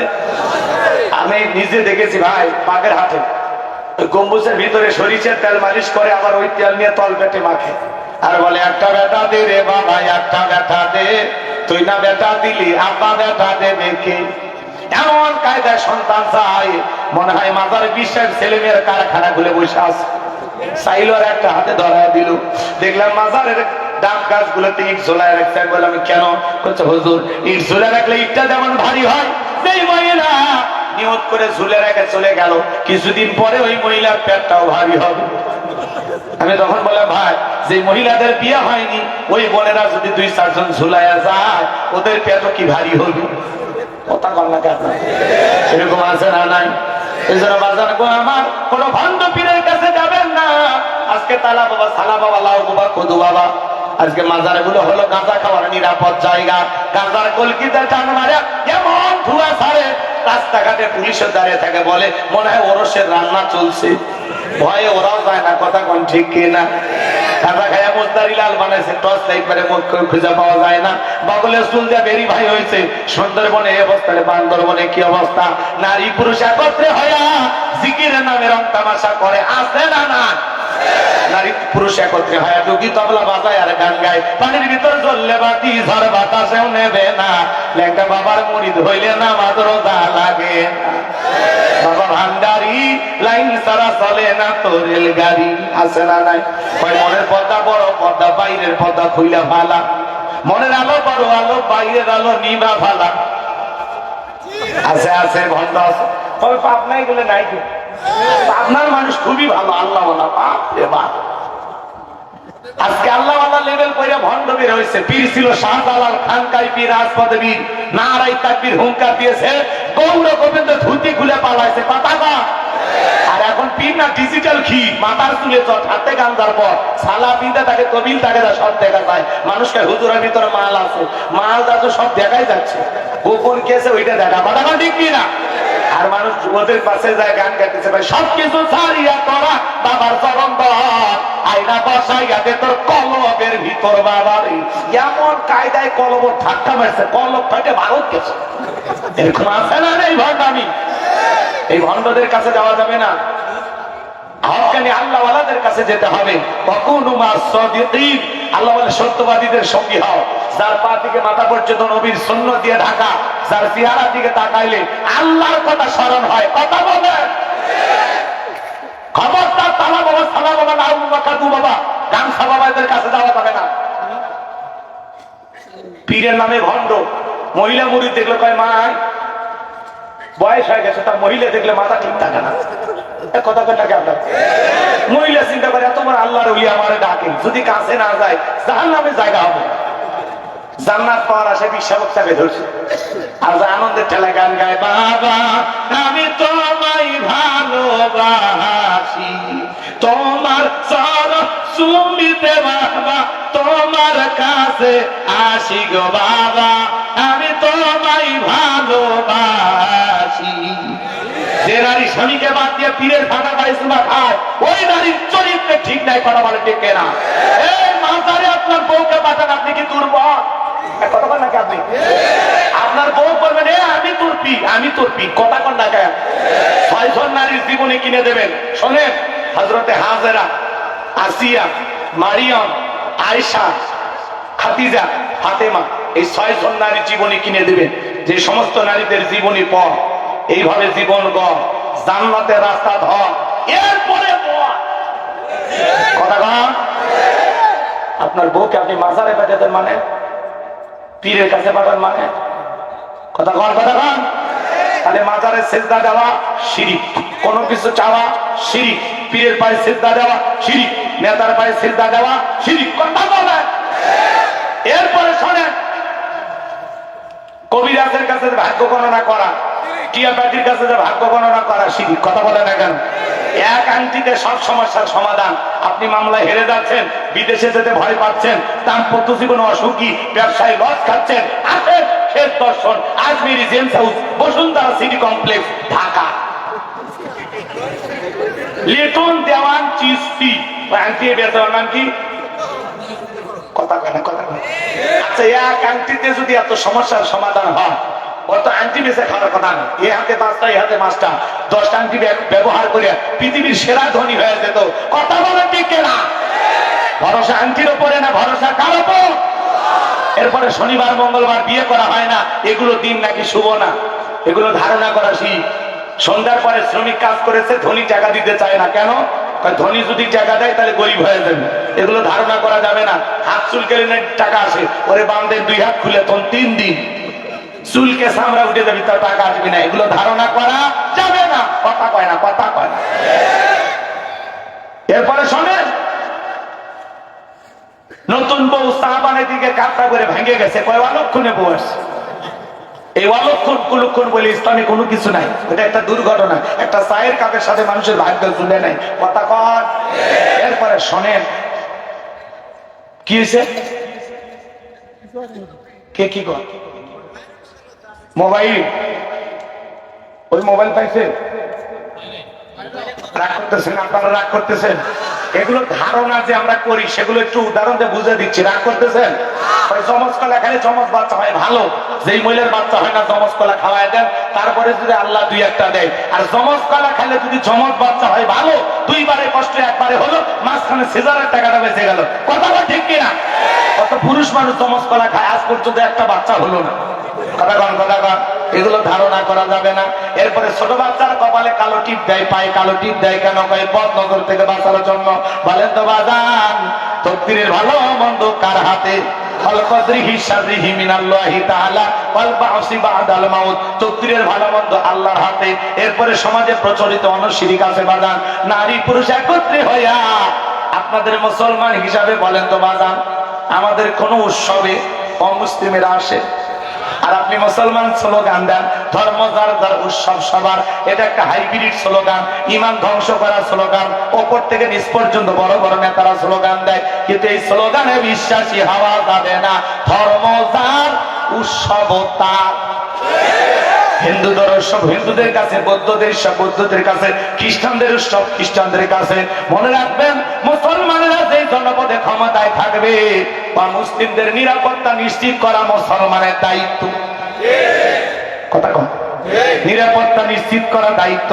ডিবের ভিতরে কুসুম যতটা নিরাপদ, মায়ের বুকে শিশু যেমন নিরাপদ, অমুসলিমেরা মুসলমানের কাছে তার চাইতে বেশি নিরাপদে থাকবে। কথা বলেন ঠিক কিনা? জামায়া করে ওদেরকে রাখা লাগবে, ওদের নিরাপত্তা নিশ্চিত করা দায়িত্ব, কিন্তু ওদের তালে তাল মিলায়া পূজা করা আপনার দায়িত্ব না। মুসলমান হওয়ার পরে মন্দিরে যায়, কথা কথা হ্যাঁ, মুসলমান নেতা এরপরে মন্দিরে যায়। কয়েকটা ভোটের জন্য মানুষ এত নিচে নামে, ওদেরকে না দেখলে আমরা বুঝতাম না। কথা বল, বিরক্ত হয়েছেন আমার কথা? মুসলমান কখনো প্রতিমার সাথে মাথা নত করতে, প্রতিমার সামনে মাথা নত, মন্দিরে যায় কিছু চাইতে পারে, মুসলমান চাইবে মসজিদে গিয়ে। কথা বলা লাগবে ভাই। আপনি বউ বাচ্চা নিয়ে মেলায় চলে গেছেন,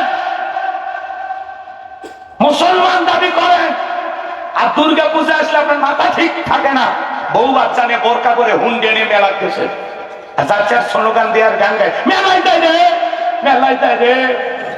আছে না না? আছে না না? হাই রে মুসলমান, বলেন তো অমুসলিমদের মেলায় যাওয়া মুসলমানদের জন্য জায়েজ না হারাম?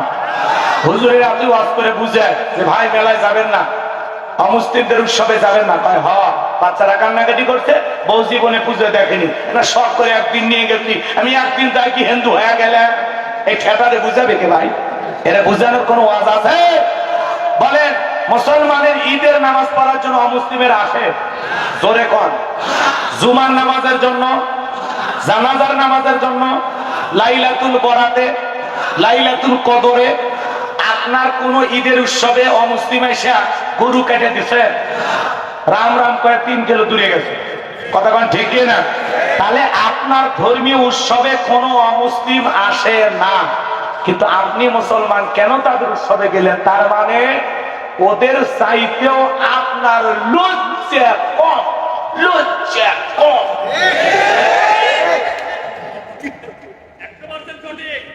অমুসলিম আপনার ধর্মের উৎসবে আসে না, আপনি কেন গেলেন মুসলমান হয়ে? বলেন কি প্রয়োজন আপনার?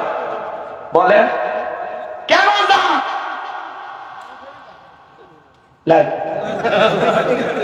হ্যাঁ ঠিকই বলছি। অনেকে বলতেছে হুজুর, হুজুর মন্দিরে অনেকগুলো লাড়ু কলা ছিল, খাই ফেলে। মন্দিরে লাড়ু কলা যদি খান, এটা খাওয়া শিরিক, এটা খাওয়া যাবে না। হ্যাঁ, অমুসলিমের সাথে একটা মহব্বত সম্পর্ক আছে দীর্ঘদিনের, হয়তোবা তারা পূজাকে কেন্দ্র করে কিছু আলাদা করে লাড়ু টাড়ু মুড়ি টুড়ি বানায়া আপনাকে অগ্রিম বাড়িতে পাঠায়া দিচ্ছে, হ্যাঁ হালাল পরিবেশে বানায়া আপনার দিয়ে দিচ্ছে, আপনি খাইতে পারবেন। কিন্তু প্রতিমার নামে উৎসর্গ করা হয়েছে এমন কোন খাবার মুসলমান খেতে পারে? ছোট্ট একটা হাদিস মনে পড়ে গেল, আমি বলে দিয়ে সামনের আয়াতের দিকে যাব। কষ্ট হচ্ছে আপনাদের?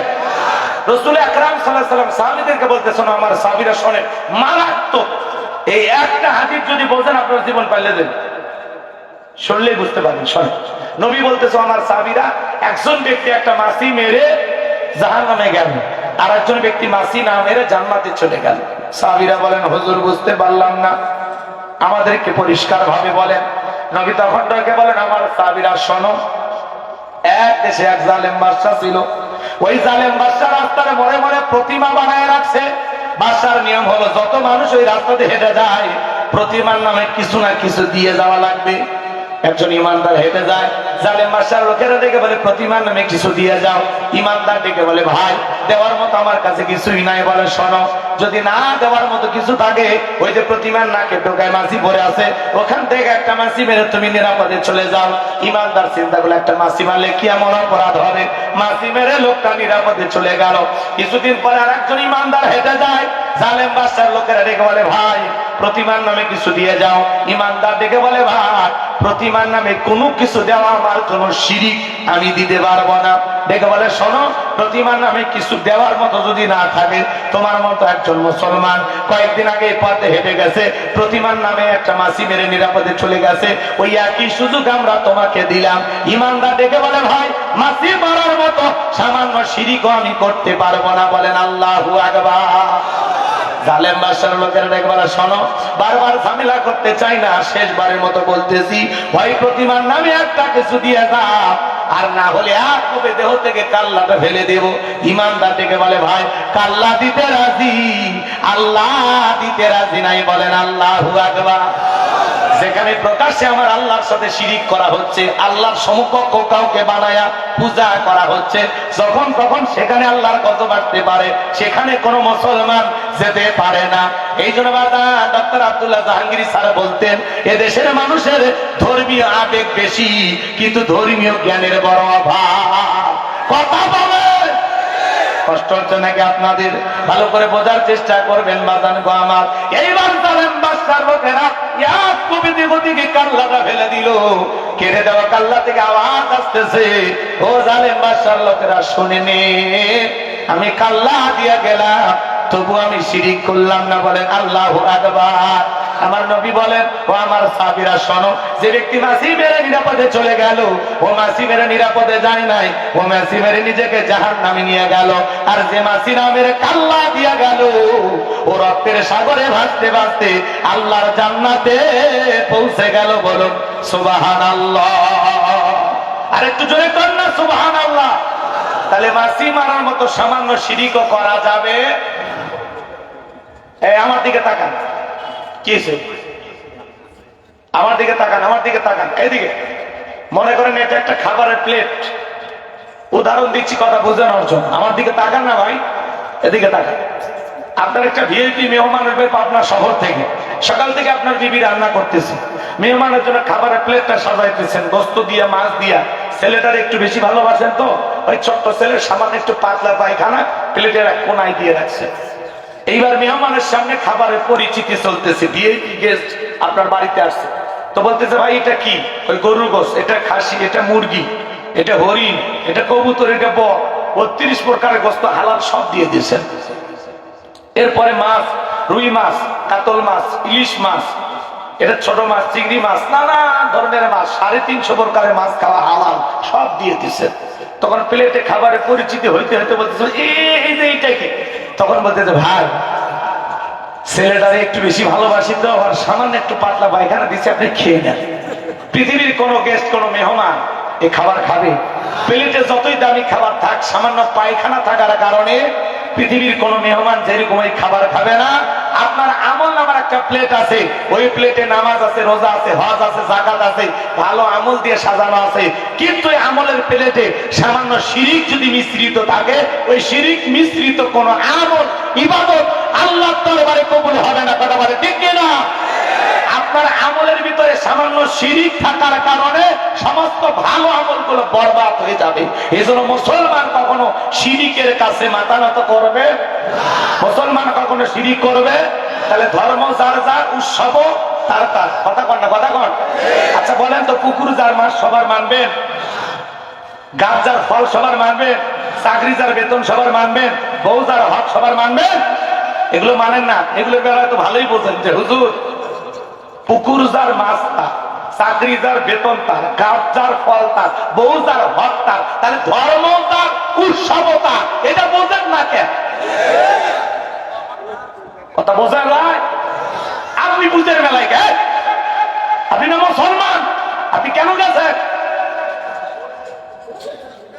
অমুসলিমেরা পূজা করবে, আপনি মুসলমান যেতে পারবেন না। অমুসলিম অসুস্থ হলে রক্ত দেন, জায়েজ আছে। কথা কথা খাইতে পারে না, খাবার দেন। চিকিৎসা করতে পারতেছে না, টাকা দেন। বাড়ি নাই, বাড়ি বানায় দেন। কত দায়িত্ব আছে, সেগুলো পালন করে না। পূজার যা ঢোলক বাজান না, প্রসাদ খাচ্ছেন আর লুলুলু করতেছেন। নির্লজ্জ, বেহায়া, অসভ্য মুসলমান। কথা না, সত্যিকারের মুসলমান কখনো যায় মন্দিরে প্রসাদ খাইতে পারে? কথা ক্লিয়ার বলছি নাকি রাগ করছেন আপনারা? করলেও মানে নেন। যদি মুসলমান হয়ে থাকেন, জীবন দশায় কোনোদিন পূজার মেলায় যাবেন না। হাত তুলে দেখা। কি ওয়াদা ঠিক থাকবে তো ইনশাআল্লাহ? বউ কান্দুক আর সোল কান্দুক, পারলে পাবনা শহরে নিয়ে যা মার্কেট করে দিবেন, পার্কে নিয়ে যা বউ ঘুরবেন, বাচ্চাকে নিয়ে ঘুরবেন, তাও মেলা যাবেন না। কথা হুজুর ঠিক আছে? রাগ করছেন আপনারা? এইবার চলেন বাজান গো, আমার সামনের দিকে যায়। লোকমান হাকিম ডেকে বলেন, ইয়া বুনাইয়া, হে আমার বৎস, লা তুশরিক বিল্লাহ, আল্লাহর সাথে কখনো কাউকে শরীক করা যাবে না। ইন্না শিরিকা লা যুলমুন আযীম, এই শিরিক হলো সবচেয়ে বড় জুলুম, সবচেয়ে বড় অপরাধ। আমার আল্লাহ এত খুশি হয়ে গেল, লোকমানে হাকিম রে, তুমি তোমার সন্তানকে আমার সাথে পরিচয় করা দিলা। এইবার আমি আল্লাহর দায়িত্ব তোমার সন্তানকে তোমার সাথে পরিচয় করা দেওয়া। আল্লাহ 14 নম্বর আয়াতে সুন্দর করে জানিয়ে দিলেন, ওয়া ওয়াসাইনাল ইনসানা বিওয়ালিদাইহি হামালাতুহু উম্মুহু ওয়াহানান আলা ওয়াহানিন ওয়া ফিসালুহু ফি আমাইনি আনিশকুরলি ওয়া লিওয়ালিদাইক ইলাইয়াল মাসীর। আল্লাহ ডেকে বলেন, আমি তো মানুষকে নির্দেশ দিয়েছি তারা যেন মাতা পিতার সাথে সদাচরণ করে, উত্তম ব্যবহার করে। কারণ বলে তার মা কষ্টের পর কষ্ট সহ্য করে সন্তানটাকে গর্ভ ধারণ করেছে, 2-2.5 বছর বুকের দুধ পান করাইছে। সুতরাং তোমরা আমার প্রতি কৃতজ্ঞ হও, মাতা পিতার প্রতি কৃতজ্ঞ হও। তোমরা সবাই তো আমি আল্লাহর দিকে প্রত্যাবর্তন করবা। তাহলে এই জায়গায় মাতা পিতার ওয়াজ করলেন তিনি কে? ভালো করে বুঝবেন। লোকমানে হাকিম যখন সন্তানকে আল্লাহর সাথে পরিচয় করা দিলেন, আল্লাহর সাথে শিরিক করা, আল্লাহ খুশি হয়ে বলতেছে, লোকমান তুমি তোমার সন্তানকে আমার সাথে পরিচয় করা দিলে, আমি আল্লাহ খুশি হয়ে গেলাম। এবার আমার দায়িত্ব তোমার সন্তানদের সাথে তোমার পরিচয় করে দেওয়া।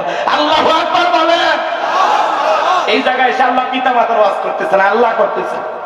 ভালো করে শোনেন, আজকে 95% ফ্যামিলিতে পিতা মাতা জুলুমের শিকার, কষ্ট পায়, যন্ত্রণা পায়, কারো কাছে মুখ খুলে বলতে পারে না। কথা বল না কেন? এটা পিতা মাতা নিয়ে যদি 5-10 মিনিট ওয়াজ করি, রাগ করবেন, বিরক্ত হবেন? এই সাবজেক্টটা দরকার আছে না নাই ভাই? বলবো নাকি রাগ করবেন? যদি কেউ উঠা বসা করে, বুঝে নেবেন ওর বাপ মায়ের সাথে ওর সম্পর্ক ভালো না। কথা কম। অনেকে বলে, হুজুর আমার বাপ মা কত খারাপ, আপনি জানেন না। কি করছে? আমার ভাই সম্পত্তি বেশি দিচ্ছে। তোর কি হতো? তোর কি সমস্যা?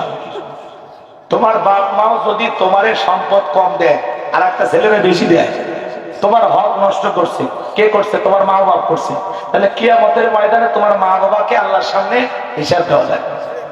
তোমার মা বাপ সামান্য একটু সম্পত্তি কম বেশি করে দিছে, আর এটাকে কেন্দ্র করে তুমি তোমার মা বাবার সাথে কথা বলবা না, তাদের সেবা করবা না, খেদমত করবা না, এই অনুমতি তো ইসলাম তোমাকে দেয়নি। কথা কয় না কেন? পিতা মাতা যদি কাফেরও হয়, তবুও তাদের সাথে ভালো আচরণ করা লাগবে। কি বুঝলেন? আর সামান্য সম্পত্তি কম বেশি হয়ে গেছে আর আপনি পাগল হয়ে যান। আর পিতা মাতারও উচিত, প্রত্যেকটা পিতা মাতার উচিত সন্তানদের সঠিকভাবে হক বুঝে দেওয়া। কাউকে বেশি দেবেন, ছেলেরে বেশি, মেয়েরে কম, মেয়েরে কম, ছেলেরে বেশি। এগুলো তাল বাহানা কেন করে? 2 দিনের দুনিয়ায় আপনার এক ছেলেরে বেশি দিলেন আর এক ছেলেরে কম দিলেন, হিসাব কিন্তু আপনার কোন ছেলে দেবেন, আপনাকে দেওয়া লাগবে। তো তাহলে আপনি কেন? জন্ম তো আপনি দিচ্ছেন নাকি ওইটা আর একজনের? কতখানি সন্দেহ হয় নাকি? তাহলে জিনিস যদি আপনারই হয়, বাচ্চা যদি আপনি জন্ম দেন দুটে, তাহলে হকটা সঠিক ভাবে দেন। আপনি বাপ, ইনসাফের আদালত, আপনি যদি ইনসাফ না করেন আপনার সন্তান ইনসাফ করবে কোথা থেকে? অর্থাৎ মুরব্বী হিসাবে আপনার দায়িত্ব আপনার ফ্যামিলির প্রত্যেকটা পরিবারের সদস্যদের হক বুঝে দেওয়া। কথা ক্লিয়ার? এমনি আর বলে না যে 100 লবণ বেছে আর 1 চোখে তেল বেছে, আর এরকম উদাহরণ কেনা আবেগে ফেলে বলে হলেন হুজুর আমার বাপ মা সেই খারাপ, কিন্তু আপনি এই অপবাদ নিতে যাবেন কেন? ছেলে মেয়ের হক সঠিকভাবে বুঝে দিবেন, কোরআন সুন্নাহ অনুযায়ী যেভাবে বন্টন ওইভাবেই বন্টন করবেন। আল্লাহ আমাদের বুঝ দান করেন, জোরে কোন আমিন। তাহলে কি আমি বলবো? তাহলে দেখেন আমার আল্লাহ বলেন ওয়াসাইনাল ইনসানা বিওয়ালিদাইহি হামালাতুহু উম্মুহু ওয়াহানান আলা ওয়াহানিন ওয়া ফিসালুহু ফি আমাইনি আনিশকুরলি ওয়া লিওয়ালিদাইক ইলাইয়াল মাসির। আল্লাহ বলেন আমি তো মানুষকে তার মাতা পিতার প্রতি সদাচরণের নির্দেশ দিয়েছি, কারণ হলো তার মা কষ্টের পরে কষ্ট সহ্য করে সন্তানটাকে গর্ভ ধারণ করেছে। এ কলিজার টুকরা পাটনা সুজানগরের রামনগরের মুসলমান ভাইয়েরা দিলটা নরম করে কথাগুলো শুনে যান। এই বর্তমান পৃথিবীর ডাক্তার গবেষণা করে বলতেছে বাজান, মা যখন সন্তান গর্ভ ধারণ করে 3-4 মাস মা খাইতে পারে না, মার বমি বমি ভাব হয়, মার কি যে কষ্ট হয়, মা ছাড়া দুনিয়ার এই কষ্টটা দুনিয়ার কেউ বুঝবে না। আমার ভাইয়েরা, আপনি আমি যে মায়ের গর্ভেতে ছিলাম এই জায়গাটা মাত্র 10 ইঞ্চি। জোরে বলেন কয় ইঞ্চি? বর্তমান পৃথিবীর ডাক্তার গবেষণা করে বের করে বলতেছেন বাজার এই জায়গাটা মাত্র 10 ইঞ্চি। সন্তানের বয়স যখন 6 মাস হয়ে যায় পুরোটা জায়গা কভার হয়ে যায়, সন্তান মায়ের গর্ভে থাকার মতো আর কোনো জায়গা নাই, 10 ইঞ্চি পুরোটাই কভার হয়ে যায়। এইবার আল্লাহ তাআলা কি করে, সন্তানের বয়স যখন 7 মাস 1 দিন হয় তখন ওই সন্তানের 2টা পা আল্লাহ তাআলা মার কলিজার নিচে লাগায়া দেয়, 2টা পা মার কলিজার সাথে লাগায়া দেয়। বর্তমান পৃথিবীর ডাক্তার গবেষণা করে বলতেছে বাদন ওই সন্তান ডেলিভারির আগ পর্যন্ত কমপক্ষে 4 থেকে 5 ইঞ্চি লম্বা হয়। ওই সন্তান তখন 4-5 ইঞ্চি মার কলিজাটা পা দিয়ে উপর দিকে তুলে ধরে থাকে। যেই সন্তান মায়ের পেটে সবচাইতে কম নাড়াচাড়া করে ওই সন্তানটা মায়ের গর্ভে থাকা অবস্থা 4500 বার মায়ের পেটে লাথি মারে। আপনিও লাথি মারছেন, আমিও লাথি মারছি। এ বাবা, মার পেটের সন্তান যখন 8-9 মাস থাকে, আরে মার পেটটা তরমুজের মতো বড় হয়ে যায়, মা ঘুমাইতে পারে না, মা ডান কাত হইতে পারে না, বাম কাত হইতে পারে না, মার বড় কষ্ট হয়। যেই মা সন্তান পেটের মধ্যে নিয়ে রাতের বেলায় ঘুমাইতে পারে না, সারা রাত জায়গা নফল নামাজ বলে যে সব হয়, মায়ের আমল নামায় আমার আল্লাহ সেই সব লিখে দেয়। বলেন সুবহানাল্লাহ। সন্তান ডেলিভারির সময় যখন চলে আসে বাবার বাড়িতে যাওয়ার আগে মা তখন গভীর নিশীথে বাবার 2টা পা ধরায়া কান্দে। মায়ের চোখের পানি যখন বাবার পাকে স্পর্শ করে বাবা ঘুম থেকে জাগ্রত হয়ে ডেকে বলে বিবি এত রাতের বেলায় কেন তুমি কান্না করো, কি হয়েছে তোমার? ডেকে বলে স্বামী দীর্ঘদিন আপনার সংসার করলাম, ভুল বেয়াদবি মাফ করে দিবেন। ও স্বামী জীবনে আর যদি কোনোদিন দেখা না হয় আপনি আমাকে মাফ করে দিবেন, বড় ভয় লাগে। কত মহিলা বাচ্চা জন্ম দিদিকে মারা যায়, আমি যদি মারা যাই গো স্বামী আপনি আমাকে মাফ করে দিবেন। এই কথা বলে মা সংসারে চাবি বুঝাইয়া দিয়া দাই মারা ঘরে চলে যায়। প্রসবের যাতনায় মা দাঁত মুখ কামড়ায়, প্রসবের কি যে ব্যথা, কি যে যাতনা দুনিয়ার মা ছাড়া কেউ বুঝবে না। নবীর এক সাহাবী মারে কাঁধে কইরা না খানায় কাবা কফ করে। নবী আমার ঠিক বলে সাহাবী কাঁধে কে? বলে হুজুর আমার মা আমার নবী বলে সাহাবী বড় ভালো কাজ করতেছো, 6 বছর বয়সে মাকে হারাইছি, মায়ের সেবা করা আমার কিসমতে জোটে নাই। সাহাবী বলেন হুজুর আমি যার মায়ের হক, আমি যে আমার মাকে নিয়ে খানাই কাবাব করতেছি, আমি কি আমার মায়ের হক আদায় করতে পেরেছি? আমার নবী বলে সাহাবী আল্লাহ যদি তোমাকে কিয়ামত পর্যন্ত হায়াত দেয় আর তুমি যদি তোমার মাকে নিয়ে এইভাবে খানাই কাবাব করো, তোমার মা তোমাকে জন্ম দেওয়ার সময় প্রসবের যাতনায় আ শব্দ করেছিল, ওই একটা আ শব্দের হক দুনিয়ার কোন সন্তান আদায় করতে পারবে না। বলেন আল্লাহু আকবার। এই জন্য আমার নবী বলেন হুমা জান্নাতুকা ওয়া নারুকা, তোমার পিতামাতায় তোমার বেহেশত, তোমার পিতামাতায় তোমার দোজখ। পিতামাতা খুশি, আরশের মালিক আল্লাহ খুশি। পিতামাতা বেজার, আরশের মালিক আল্লাহ বেজার। রে যুবক, ওই যে দেখো না, তাকায় দেখো গাজীপুরের শ্রীপুরের একটা যুবক, মায়ের 2টা পা নাই, পঙ্গু হাসপাতালে যায়, মা 2টা পা কেটে ফেলে দিয়েছে ডাক্তার। 10 বছর আগে বাবারে হারাইছেন, বড় ভাই দায়িত্ব নেয় না, মেজো ভাই দায়িত্ব নেয় না, ছোট ছেলেটা মায়ের দায়িত্ব নিয়েছে। এই গাজীপুরের যুবক মায়ের সেবা করার কারণে প্রিয়তমা স্ত্রীটা চলে গেছে, সন্তান চলে গেছে, সুখের সংসার ভেঙে গেছে। তারপরে ছেলেটা বলে আমার জীবনের সব চলে যাক, আমি আমার মাকে ছাড়তে পারবো না, আমি ছাড়া তোমার মায়ের কেউ নেই।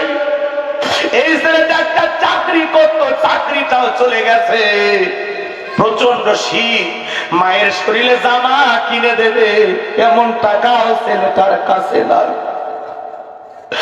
আমি নিউজটা দেখার পরে চোখের পানি ছেড়ে দিয়ে কাঁদলাম আর ভাবলাম আরে এই দুনিয়াতে এমনও নিষ্ঠুর বিবি আছে যে মায়ের সেবা করার কারণে স্বামীটারে ফেলাইয়া চলে গেল। মায়ের সেবা করতে চায় না বড় ছেলে মেজো ছেলে, মা চোখের পানি ছেড়ে দিয়া কাঁদে। যেই মা স্বামী মরে যাওয়ার পরে বাজারে সবজি বিক্রি কইরা ছেলেদের লালন পালন করলো, আজকে সেই মা 2টা পা কেটে প্রতিবন্ধী হয়ে গেছে। সন্তানেরা মায়ের খবর নেয় না, ছোট ছেলের দায়িত্ব নেওয়ার কারণে বউ চলে গেল, সুখের সংসার চলে গেল, চাকরি চলে গেল। ছেলেটা কাঁদে আর বলে দুনিয়ার সব চলে যা, আমি আমার মাকে ছাড়তে পারবো না। আমি জীবনের শেষ দিন পর্যন্ত আমার মায়ের সেবা করতে চাই, তবে জীবনে একটা কর্মের ব্যবস্থা হয়ে গেলে আমি আমার মার একটু সুখের দিন কাটাইতে পারবো। আল্লাহর কাছে দোয়া করি, আল্লাহ যেই সন্তানটা মায়ের জন্য দুনিয়ার জমিনে এতটা স্যাক্রিফাইস করলো, আমার গাজীপুরের এই যুবক আর মায়ের জন্য আল্লাহ উত্তম একটা ব্যবস্থা করে দাও। ও আল্লাহ, তোমার দরবারে কোনো কিছুর অভাব নাই, মায়ের সেবা করার কারণে এই ছেলেটারে তুমি কোটিপতি বানায়া দাও। আমার ভাইরা গভীর মনোযোগ দিয়ে কথাগুলো শুনবেন। প্রসবের কি যে যাতনা, কি যে কষ্ট দুনিয়ার মা ছাড়া কেউ বোঝে না। বর্তমান পৃথিবীর ডাক্তার গবেষণা করে বলতেছে বাজার সন্তান ডেলিভারির দিনে 3টা বড় লাথি মারে। কয়টা লাথি? 3টা বড় লাথি মারে। প্রথম লাথি যখন মারে, এতদিন যে কভারের ভিতরে সন্তান ছিল ওই কভারটা ফেটে যায়। এরপরে আর একটা জোরে লাথি মারে, মা অনেক কষ্ট পায়, ব্যথায় ছটফট করে, দাঁত মুখ কামড়ায়। এরপরে 3 নাম্বার লাথিটা এত জোরে মারে, আমার ভাইয়েরা আমার শরীর থেকে রক্ত ঝরা শুরু হয়ে যায়। বর্তমান পৃথিবীর ডাক্তার গবেষণা করে বলেছেন একটা সন্তান ডেলিভারির সময় মা কমপক্ষে 2.5 কেজি থেকে 2 কেজি পরিমাণ রক্ত শরীর থেকে ঢেলে ফেলে দেয়। ছোট্ট বালতি দিয়ে 1 বালতির মতো রক্ত শরীর থেকে ঢেলে ফেলে দেয়। কত মা সন্তান জন্ম দিতে গিয়ে জ্ঞান হারায় ফেলে। কিছুক্ষণ পরে সন্তান দুনিয়াতে ভূমিষ্ঠ হয়ে যাবেন, ও মা বলে কান্দে। সন্তানের কান্নার আওয়াজ যত দ্রুত মায়ের কানে পৌঁছাবে তত দ্রুত মা সুস্থ হয়ে যাবে। আল্লাহ মা সন্তানের ভিতরে এমন একটা মহাব্বতের কালেকশন লাগায় রাখছে, কোন সুবহানাল্লাহ। সন্তানের কান্না শুনে মা যখন জ্ঞান ফিরে আসে, মা দেখে বলে, কই আমার সোনা মানিক, আমার কোলে দাও। মা সন্তানকে কোলের মধ্যে নিয়ে গালে মুখে চুমা খায় আর বলে, বাঁচাতন বেঁচে থাক, আল্লাহ তোরে বড় মানুষ বানাবে। হে যুবক, যে মা নিজে না খেয়ে তোমার আমার মুখে খাবার তুলে দিল, যে মা তোমার আমার জন্য এত কষ্ট করলো রে যুবক, ওই মা আর মনে কখনো কষ্ট দেওয়া যাবে না, ব্যথা দেওয়া যাবে না, চোখ রাঙানো যাবে না, গালি দেওয়া যাবে না। আল্লাহ বলেন, ওয়াকাদা রাব্বুকা আল্লা তা'বুদু ইল্লা ইয়্যাহু ওয়া বিল ওয়ালিদাইনি ইহসানা। আল্লাহ বলে, আমার ইবাদত করো, আমার ইবাদতের সাথে কাউকে শরীক করো না। আমার ইবাদতের পর তোমাদের দায়িত্ব হলো মাতা পিতার খেদমত করা, তাদের সাথে উত্তম আচরণ করা, ভালো ব্যবহার করা। এই পাবনার যুবকেরা, যে বাবা মা তার কাম পায় ফেলে রিক্সা ভ্যান চালায় চাকরি কইরা বাড়ি ঘর জায়গা জমি সব দিয়ে খবরে ঘুমাইলু, ওই বাবার মা যাদের বিদায় নিয়ে গেছে ওরা জানে কি ধনটা হারাইছে। যাদের মা বাবা বেঁচে আছে রে যুবক, দুইটা পা গায়ে দাও, আমি মুসাফির দুইটা পা ধরে অনুরোধ করে বলে যা, মা বাবার মনে কখনো কষ্ট দেওয়া যাবে না। কোন কোন যুবক আছো পিতা মাতার খেদমত করে তাদের মুখে হাসি ফোটায়া তাদের দোয়া নিয়ে জান্নাতে যেতে চাও, দুইটা হাত তুলে মালিক আল্লাহকে দেখাও। আল্লাহ আমাদের সবাইকে পিতা মাতার খেদমতকারী সন্তান হিসেবে কবুল করুন। চিল্লা বলুন আমিন। আর একটু জোরে বলুন আমিন। যুবক হাত নামাও। মা বাবার মনে কখনো কষ্ট দেওয়া যাবে না রে যুবক। তোমার পায়ের গায়ের চামড়া কেটে যদি মায়ের পায়ের জুতা বানায়া দাও, তবুও মা বাবার ঋণ কখনো শোধ করা যাবে না। আজকে সুন্দরী বউ পায়া মা বাবার কথা ভুলে যায় না। বইয়ের ভালোবাসা বইয়ের কাছে, মায়ের ভালোবাসা মায়ের কাছে। পুরুষ মানুষ একটু ব্যালেন্স করে চলতে হবে। কথা কম। বউ যা যা বলবে এই কানে রাখবি, মা যা যা বলবে এই কানে রাখবি। বইয়ের বিরুদ্ধে মায়ের অভিযোগ এই কানে, মায়ের বিরুদ্ধে বইয়ের অভিযোগ এই কানে। কথা কম। বউরে সান্ত্বনা দিবা, মারেও সান্ত্বনা দিবা। খবরদার মুখোমুখি কখনো সংঘর্ষে লিপ্ত হবা না। কথা কম। ঝগড়া লাগবে না।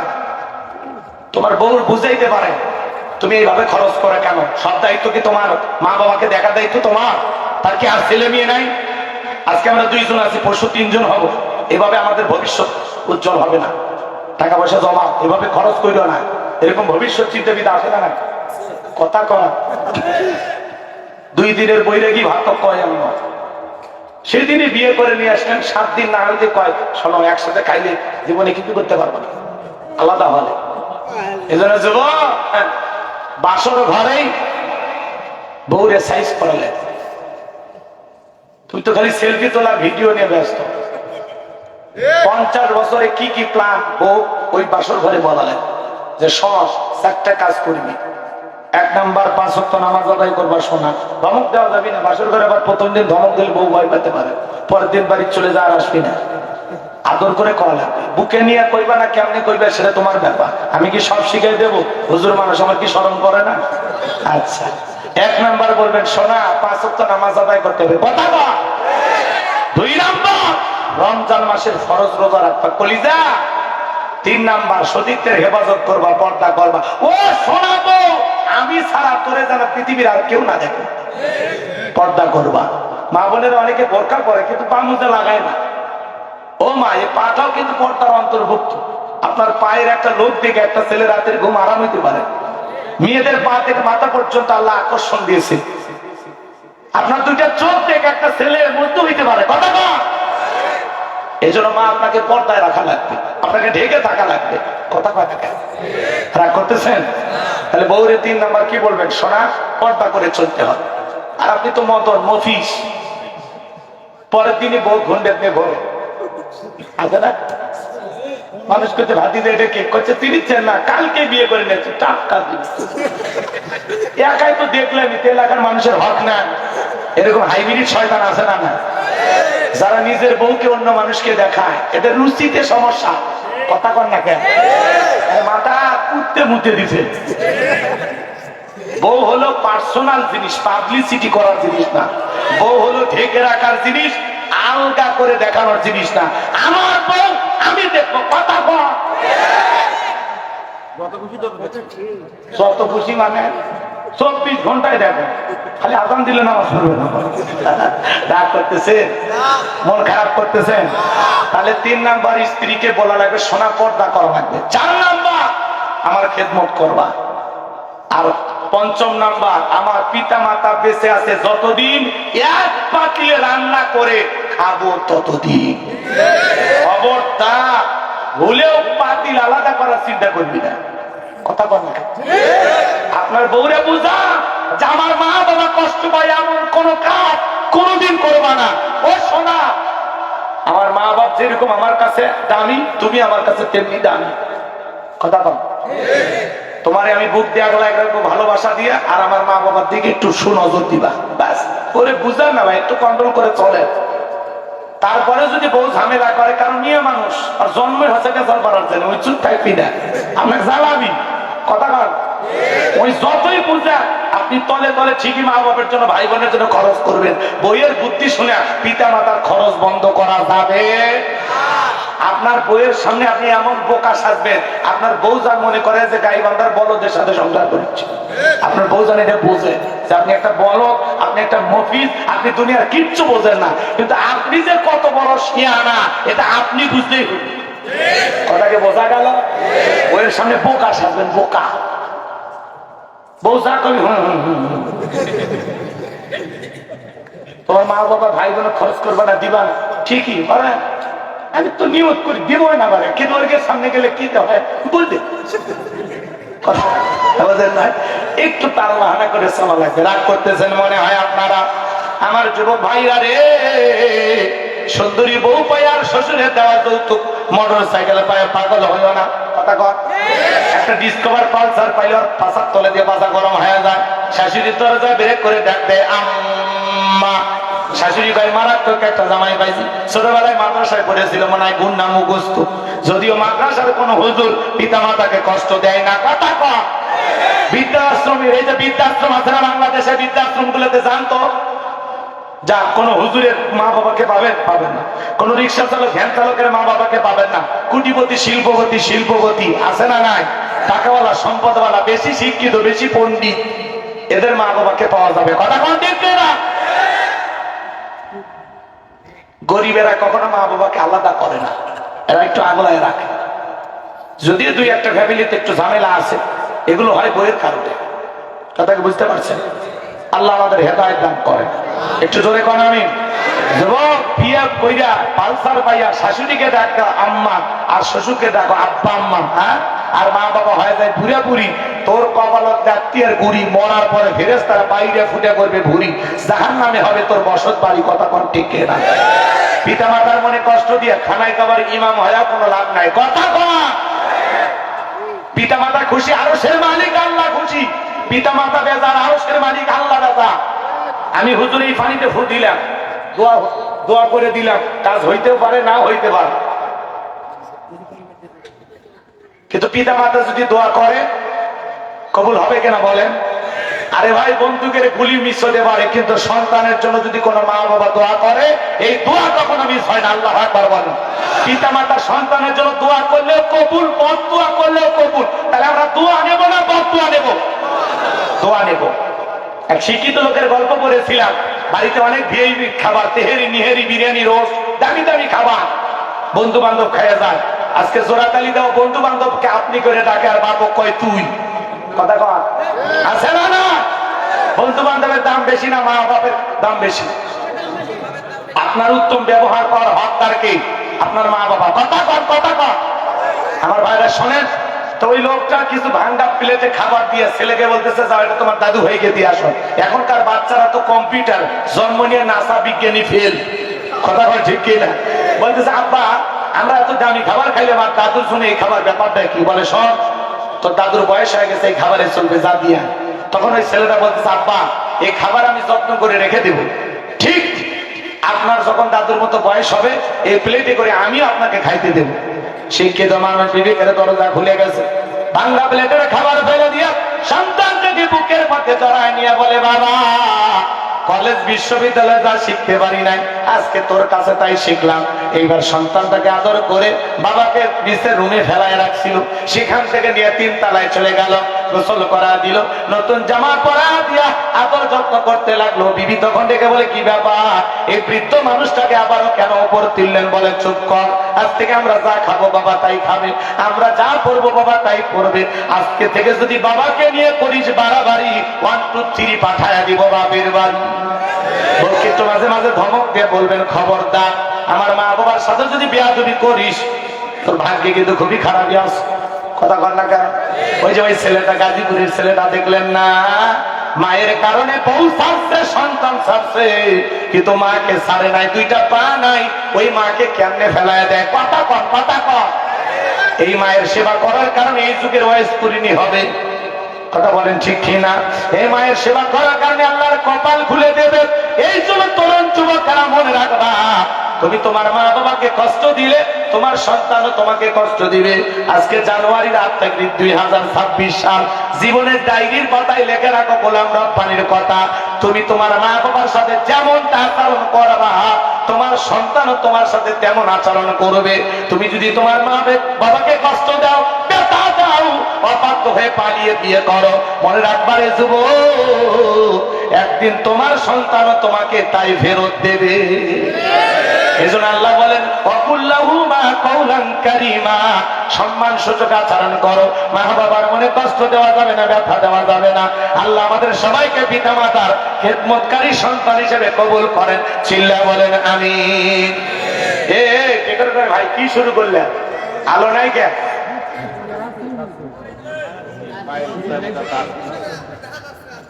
ও আমারে দেখা যাচ্ছে, তাহলে আপনারা খুশি, কিন্তু আপনাদেরকে না দেখলে আমার তো ব্যথা লাগে, কষ্ট হচ্ছে আপনাদের। তাহলে বলেন, এ যুবক, মা বাবার মনে কষ্ট দেওয়া চোখে লাগানো যাবে না, গালি গালাজ করা যাবে না, পিতা মাতার মনে কষ্ট দেওয়া।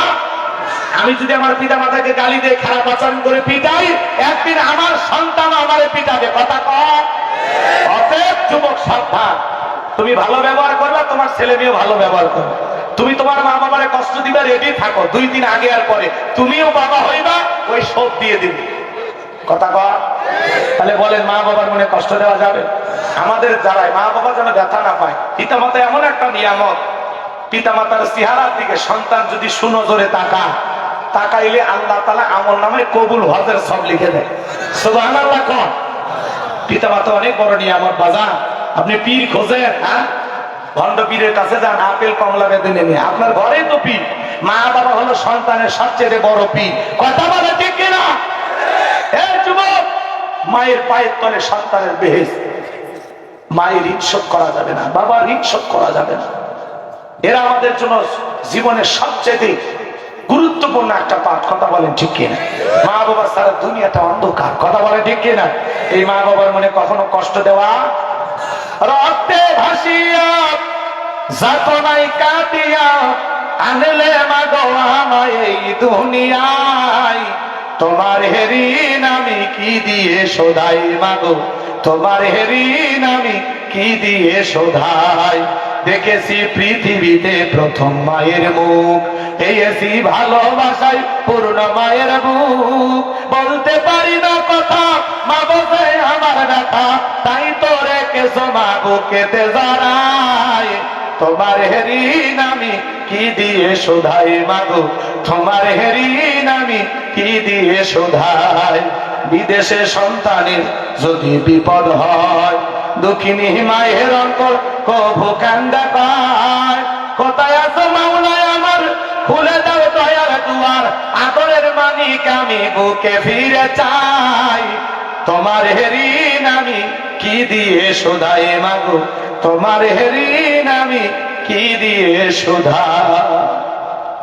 এই যে জুলাই আন্দোলনে কিছু ছেলে মারা গেল না, আহারি, একটা শহীদের মা তার সন্তানের খবর খুঁজে পেতে ডিএনএ টেস্ট করতে হয়নি।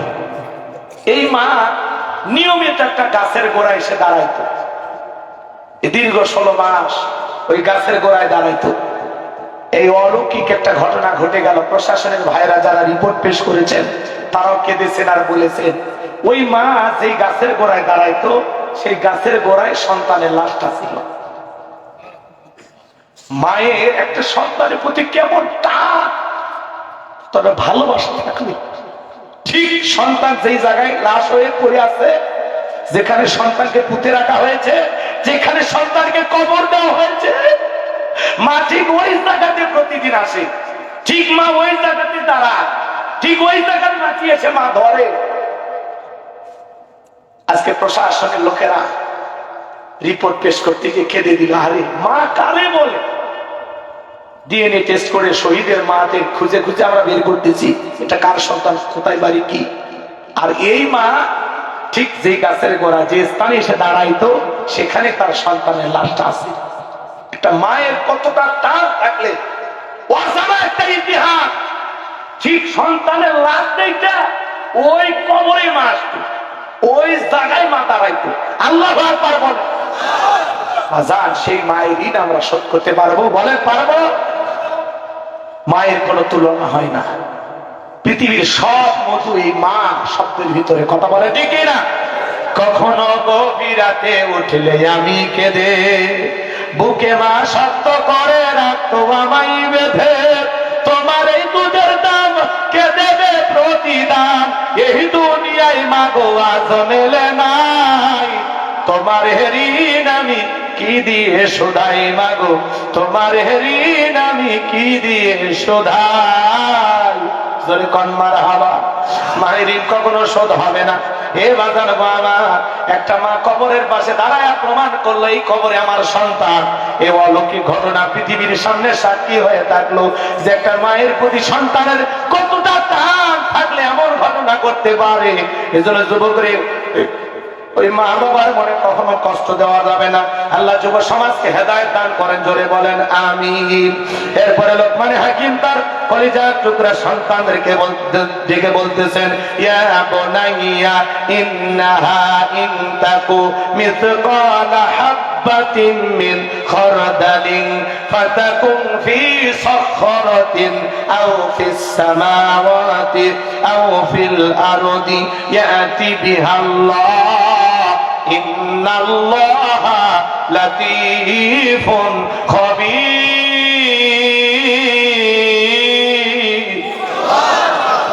লোকমান হাকিম ডেকে বলতেছেন, হে আমার সন্তান, হে আমার কলিজার টুকরা সন্তান, তুমি যদি সরিষার দানার পরিমাণ কোনো কিছু করো, সেটা যদি শিলা গর্ভে থাকে, আকাশে থাকে কিংবা মাটির নিচে থাকে, আল্লাহ তাআলা এইটাও তোমার আমলনামায় হাজির করবে। আল্লাহ হলো সূক্ষ্মদর্শী, আল্লাহ হলো সব বিষয়ে খবর রাখেন। গোপন প্রকাশের খবর কার কাছে? জোরে বলেন না কার কাছে? কষ্ট পাচ্ছেন নাকি আপনারা? আমার ভাইরা কথা কিন্তু মনোযোগ দিয়ে শোনা লাগবে। সন্তানকে লোকমান হাকিম এইবার 2 নাম্বার উপদেশ দিয়ে বলেন, বাবা শোনো, তুমি গোপনে প্রকাশ্যে আকাশে মাটির নিচে বন জঙ্গলে যেখানে যা করো, যদি ভালো কিছু করো সেটা যদি সরিষার দানার পরিমাণে ছোটও হয়, অথবা অন্যায় মন্দ কিছু করো সেটা যদি সরিষার দানার পরিমাণে ছোট হয়, আল্লাহ সূক্ষ্মদর্শী, তিনি সব বিষয়ে খবর রাখেন। তোমার এই সরিষার দানার পরিমাণে ছোট আমল, এটা আল্লাহ তোমার আমল নামায় হাজির করবে। ওই জন্য তো মানুষ নিজের আমল নামা করবে আর আশ্চর্য হয়ে বলবে, মালি হাদাল কিতাব লা ইউগাদিরু সগীরাতান ওয়ালা কাবীরাতান ইল্লা আহসাহা। এত বড় আশ্চর্যজনক একটা কিতাব যেখানে ছোট কথা লেখা বাদ যায়নি, বড় কথা লেখা বাদ যায়নি। আল্লাহু আকবার। তাহলে যুবক, তুমি যদি হেলিকপ্টার ভাড়া করে গুনাহ করো, সমুদ্রের নিচে যা গুনাহ করো, কি বলো ফেরেশতারা নাই? হিসাব দেওয়া লাগবে না? তুমি কি মনে করো জঙ্গল প্রেম করার জন্য মঙ্গল জঙ্গলে কেউ না দেখলে হল, কেউ না দেখলে একজন দেখতেছেন, তিনি কে? হে যুবক, কার হাত ধরে পার্কে বসেছিলে, পিতা মাতার চোখকে ফাঁকি দিতে পারলেও আল্লাহর চোখকে ফাঁকি দিতে পারবা? কথা বলা লাগবে, কথা বলা লাগবে। রাগ করছো তোমরা? 14 ফেব্রুয়ারিতে কার পিছনে গোলাপ ফুল নিয়ে ঘোরো, মা বাবা না দেখলে একজন দেখে, তিনি কে? তুমি কি মনে করো ওই যে আম বাগানের ওই সাইডে গেলে, ওই যে সয়ালা নৌকা চড়ে যে নদীর মাঝখানে, ওই তো চরের ভিতরে গেলা, কি মনে করো পৃথিবীর কেউ না দেখলে কে দেখেছেন? কে? তাহলে গোপনে প্রকাশে ভালো কাজ করলেও আল্লাহ দেখবেন, খারাপ কাজ করলে আল্লাহ দেখবেন। ফেরেশতারা লিখে আমলনামা রেডি করে রাখবেন। কথা বলে ঠিক না? তাহলে গোপনে গুনাহ করা যাবে না। ছেলেকে বলা লাগবে, বাবা গোপনে প্রকাশ্যে কোনো গুনাহ করবা না, ছেলেকে বুঝাইতে হবে।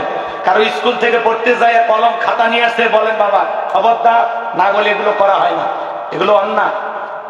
তোমার কলম খাতা কয়টা লাগে কিনে দিব। ছেলে কারো পুকুর থেকে মাছ চুরি করছে, বাপ খুশি হয়, যাক 2 মাসের বাজার বাসায় দিক। এমন কথা বলা যাবে না, বলা লাগবে খবরদার কারো পুকুরের মাছ চুরি করবি না। কথা কর না কারণ ছেলে কারো গাছ থেকে আম চুরি করে নিয়ে আসছে, কয় আপনি বাবা হয় বলতেছেন ইস পাতা ছেড়া সাহস নাই, আর আমার ছেলে আম চুরি করে, ভবিষ্যতে বিশ্ব ডাকাত হবি, কি এরকম বলা যাবে? যাবে না। যে বলে বাবা আম কত লাগে বাজার থেকে কিনে খাবো, খবরদার না বলে কারো কাছে ফল চুরি করা যাবে। এই যে ছোট ছোট ভুলগুলো যদি ছোটবেলায় সংশোধন করে দেন, ও বড় ভুল করবে না। আর ছোট ভুলগুলোকে প্রশ্রয় দিলে এক সময় ওই ছেলে ইয়াবা করা হবে, নেশা করা হবে, ডাকাত হবে, সন্ত্রাস হবে। কথা বলে ঠিক কিনা? সন্তানের ছোট ছোট ভুলগুলো সংশোধন করে দেওয়া লাগবে। এ যুবকে কি মনে করো তুমি একা একা কম্বলের ভিতরে ঢুকে উল্টে পাল্টা ভিডিও দেখতেছো, পৃথিবীর কেউ না দেখলে একজন দেখতেছেন, দিদিকে। কথা কয় না, কথা কয় না। এই মোবাইলের ওজন কম, কিন্তু মোবাইলের মাধ্যমে পাপের ওজন অনেক বেশি। ছেলে মেয়ে নারী পুরুষ সব মোবাইলের পাগল আছে না? না, ঘন্টার পর ঘন্টা আমরা জীবন থেকে মোবাইলে দিচ্ছি, আছে আছে। আমি কি 1 মিনিট বলবো? রাগ করবে না, বলবো বলবো। ও দেশে মোবাইল আইছে, চিঠি বন্ধ হইয়াছে, দিওয়ানা বানাইছে, ভোলা মাইয়ার মনের কথা ভাসে বাতাসে। ও দেখো ভোলা ভানের মন বাদা ফেসবুকে এখন, মোবাইলে চ্যাটিং কইরা কাটায় সারাক্ষণ। এই মোবাইল পাইয়া দেখো মদনের মাইয়া, এই মোবাইল পাইয়া দেখো রমজানের মাইয়া কি কাণ্ড ঘটাইছে। স্বামী সংসার রাইখা নাকি পলাইয়া গেছে, স্বামী সন্তান রাইখা নাকি পালাইয়া গেছে। 2 বাচ্চার মা, 4 বাচ্চার মা পরকীয়া প্রেম করে আর একটা ছেলের হাত ধরে পালিয়ে যায়। যে নারী স্বামী রেখে সন্তান দেখে আর একটা পর পুরুষের হাত ধরে পালিয়ে যায়, ওটা নারীর জাতির কলঙ্ক, পাশানি ডাইনি, কান্নাগিনি, রাক্ষসী মহিলা। কেমনে পারলি মা? ও বোন কেমনে পারলা? স্বামী রেখে বাচ্চা রেখে আর একটা পর পুরুষের হাত ধরতে কেমনে পারো? তোর কি একটু লজ্জা নাই মা? ও বোন তোর কি একটু ভয় করে না? তুমি তো স্বামী পাইবা, তোমার স্বামী বউ পাইবে, কিন্তু এই বাচ্চারা মা বাবা পাবে কোথায়? এই জন্য নারীদের প্রতি আমার অনুরোধ, স্বামী যদি চেঞ্জ করাই লাগে, সিদ্ধান্ত যদি তোর মনে এটা থাকে, অন্তত বাচ্চা হওয়ার আগে স্বামীটারে সাইডে যাস। এই বাচ্চাদের মুখের দিক তাকান যায় না, বড় মায়া লাগে। একটা মা কখনো এরকম করতে পারে না। কথা বলে ঠিক কিনা? আজকে অধিকাংশ পরিবারে পরকীয়ার ভাইরাস আছে না নাই? বাড়ি হলো জামালপুর, চলে আসছে পাবনা, জিজ্ঞাসা করা হচ্ছে মা এই গ্রামে, এই গ্রামের বলতো কি করছে, মোবাইলে 3 বছরের প্রেম। আর কি কয় আমরা হোটেলে স্বামী স্ত্রীর মতো। আমি আর বললাম না, বুঝে নেন তো এখন কি সমস্যা? বলতেছে আমাকে বিয়ে করো। তো তোমার আগে বিয়ে হয়েছিল? কয় হ্যাঁ। বাচ্চা কয় 2টে। কি করছো? কয় আমার মায়ের কাছে রেখে আসছে, আগের স্বামীর তালাক দিছি, ওই স্বামীর চেয়ে বলটু ভালো। তো মা বলটু তো তালা ঝুলে আছে, এখন উপায় কি? কয় বলতেছে আমি 7 দিন এখানে থাকবো, যদি 7 দিনের মধ্যে আসে আমাকে বইয়ের স্বীকৃতি না দেয় আমি আত্মহত্যা করব। এই ধরনের নারী তো মরে যাওয়াই উচিত। কথা কয় না কেন?